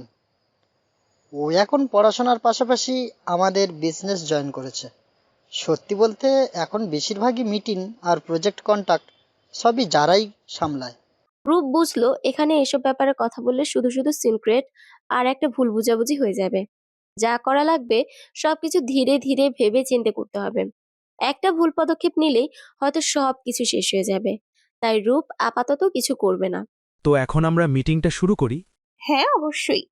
তারপর তারা প্রজেক্ট সম্পর্কে সবকিছু বলা শুরু করলো। রূপ মুগ্ধ দৃষ্টিতে তাকিয়ে আছে কথার দিকে। সত্যি ও খুব সুন্দর আর সুস্পষ্ট করে সবকিছু বুঝিয়ে বলছে। রূপ বুঝতে পারলো এই অল্প সময়ে যারা বেশ অভিজ্ঞ হয়ে গিয়েছে এসব ব্যাপারে। তো আশা করি আপনারা সবকিছু বুঝেছেন। আর এই ডিলের আসল কারণ হচ্ছে আমার আব্বু আম্মু এখন বিড়িতে যেতে চায়, সেখানেই থাকতে চায়। তাই আমি আর ভাইয়া ঠিক করেছি আমাদের মেইন অফিস ওখানেই ট্রান্সফার করব। আর এখানে জাস্ট আমাদের অফিসের একটা পার্ট থাকবে। বিড়িতে যেহেতু যাব, তো আমরা একটা ডিল আগেই ফাইনাল করে রাখতে চাচ্ছি। এখন আপনারা আপনাদের মতামত দেন। আমি রাজি, ডিল ফাইনাল। Thanks mister. তারপর তারা ডিল ফাইনাল করে সব রকম ফর্মালিটি শেষ করে মিটিং রুমের বাইরে চলে আসলো। রূপ জায়ানের কাছে গিয়ে জায়ানের উদ্দেশ্যে বলল, ডিল তো ফাইনাল হয়ে গেল, এখন আমরা আসি। কালকে আবার আসবো অফিসে, কেমন? জি অবশ্যই। ডিল যখন ফাইনাল তখন তো নিয়মিত আসা যাওয়া হবেই। তবে আপনার কাছে আমার একটা ছোট্ট রিকোয়েস্ট আছে। জি বলো, কি রিকোয়েস্ট? আমি চাইছি আজকে রাতে আপনারা আমার বাসায় ডিনারে আসবেন। আমি আপনাদের ইনভাইট করছি। আপনারা দুজনে আসলে আমরা সত্যি খুব খুশি হব। প্লিজ রাতে আমাদের ফ্যামিলির সাথে জয়েন করবেন। অবশ্যই আসবো। যাতায়াত নিয়ে একদম চিন্তা করবেন না, আমি গাড়ি পাঠিয়ে দেব। ড্রাইভার ঠিক সময় মতো আপনার বাসার নিচে চলে যাবে। ওকে, এখন হোটেলে ফিরতে হবে, রাতে দেখা হবে। তারপর রূপ আর রাহুল অফিস থেকে বেরিয়ে গাড়িতে গিয়ে বসলো। রূপের মুখে রয়েছে হাসি, সে এমনটাই চাচ্ছিল। কথার বাসায় গিয়ে ওর বাবা মার সাথে কথা বললেই জানা যাবে কথাই যারা নাকি দুজন ভিন্ন। এসব ভাবছে আর একা একাই হাসছে। রাহুল অবাক হয়ে তাকিয়ে আছে রূপের দিকে। আজকের উপর প্রত্যেকটি আচরণ রাহুলকে অবাক করে দিচ্ছে। রূপ অফিসের বস হয়ে জয়েন করার পর থেকে রাহুল রূপের অ্যাসিস্ট্যান্ট হিসেবে কাজ করছে। এতদিনে আজ সে প্রথম রূপের মুখে হাসি দেখল। সত্যি, মানুষটা যতটা না সুন্দর তার থেকে অধিক সুন্দর হচ্ছে তার হাসিটা। সবচেয়ে বেশি অবাক হয়েছে রাহুল এটা ভেবে যে তার স্যার কারোর ইনভাইট অ্যাকসেপ্ট করেছে। যতগুলো ডিলের আগে রূপ করেছে সবগুলোর ক্ষেত্রে সে কোনো না কোনো অজুহাত দেখিয়ে এসব থেকে দূরে থাকতো। অনেক বলেও তাকে রাজি করানো যেত না, আর আজকে প্রথমবার বলাতেই রাজি হয়ে গেল। রাত 8টা বাজে। জায়ানের পাঠানো গাড়িতে করে রূপ আর রাহুল রওনা দিয়েছে জায়ানদের বাসার উদ্দেশ্যে। তার মনে প্রচুর আগ্রহ কাজ করছে সবকিছু জানার। রূপদের হোটেলে থেকে জায়ানদের বাসায় পৌঁছাতে প্রায় 1 ঘন্টা সময় লেগেছে রূপদের। গাড়ি থেকে নামতে মিস্টার জুয়েল খান আর জায়ান তাদের দিকে এগিয়ে আসে। রূপ তাদের জন্য নিয়ে আসা গিফটগুলো দিতেই জুয়েল খান বলে, এসবের কি দরকার ছিল বলো তো বাবা? তোমরা এসেছো এতেই আমি অনেক খুশি। চলো বাসার ভেতরে চলো। সবাই বাসার ভেতরে যায়। তারপর সবাই গল্প করতে থাকে নানান ব্যাপারে। তারপর জুয়েল খানের বউ কিচেনে চলে যায় ডিনার রেডি করে টেবিলের আনার জন্য। যারাও ওনাকে হেল্প করতে যায়, আর জায়ানের ফোনে কল আসায় জায়ান বাইরে চলে যায়। তখন রূপ জুয়েল খানকে উদ্দেশ্য করে বলে, আঙ্কেল, আপনার সাথে আমার কিছু কথা ছিল। আচ্ছা, তুমি আমার সাথে আসো। তারপর তিনি রূপকে তার রুমে নিয়ে আসে। রুমে এসে রূপ বলতে শুরু করে, আঙ্কেল, যারা কে? মানে যারা আমার মেয়ে। ও না তোমার সাথে অফিসে পরিচিত হয়েছিল? না আঙ্কেল, আমি তা বলছি না। আমি বলতে চাচ্ছি যারা কি সত্যি আপনার মেয়ে নাকি অন্য কিছু। কি বলতে চাচ্ছ তুমি? আঙ্কেল, আমার কথা খারাপ ভাববেন না। দাঁড়ান, আপনাকে আমি কিছু ছবি দেখাচ্ছি। বলে রূপ নিজের ফোনে থেকে তার আর কথার কিছু ছবি দেখিয়ে বলল, আঙ্কেল, এই হচ্ছে কথা। আমার ভালোবাসার মানুষ 1 বছর আগে একটা অ্যাক্সিডেন্ট করে সে, তারপর আমি তাকে হারিয়ে ফেলি, আর খুঁজে পাইনি তাকে। আর যারা তো সম্পূর্ণ। রূপকে বলতে না দিয়ে জুয়েল খান বলে ওঠে, হ্যাঁ, যারা সম্পূর্ণ কথার মতো দেখতে মানুষ যখন একটাই, তাহলে ভিন্ন দেখতে কিভাবে হবে বলো? যারাই কথা 1 বছর আগে আমার গাড়ির সাথে ওর অ্যাক্সিডেন্ট হয়, তারপর অনেক হসপিটাল ঘুরেও ওকে ভর্তি করাতে পারেনি, তাই এখানে আমার পরিবারের কাছে নিয়ে আসি। এখানে ওর সম্পূর্ণ চিকিৎসা হয়, ও ঠিক তো হয়, কিন্তু ওর স্মৃতিশক্তি হারিয়ে ফেলে। এখানে অনেক নাম করা ডাক্তার দেখিয়েছি আমরা, কিন্তু কোনো লাভ হয়নি। ওর অতীত ওর মেমোরি থেকে হারিয়ে গিয়েছে। এসব আর কখনো মনে করতে পারবে না। ওকে পাওয়ার পর থেকে শেষ পর্যন্ত সব কিছুই কথা জানে। ও যেহেতু কিছু মনে করতে পারছিল না, তাই আমার স্ত্রী ওর নাম দেয় যারা। সেই থেকে ও আমাদের মেয়ে হয়ে আমাদের সাথেই থাকে। তারপর জুয়েল খানের সাথে আরো কিছু কথা বলে রূপ চলে আসে। এর 2 দিন পর সব কাজ শেষ করে রূপ আর রাহুল দেশে চলে আসে। রূপ দেশে এসে সবাইকে সবকিছু জানায়। তার 1 সপ্তাহের মাথায় জুয়েল খানের পুরো পরিবার দেশে চলে আসে। জুয়েল খানও ওনার পরিবার আর কথাকে ওর অতীতের সবকিছু জানায়। 2 পরিবার কথা বলে ঠিক করে রূপ, কথা এবং আদ্র আর আরুষির বিয়ে একসাথেই হবে। দেখতে দেখতে বিয়েটা সম্পূর্ণ হয়ে যায় তাদের।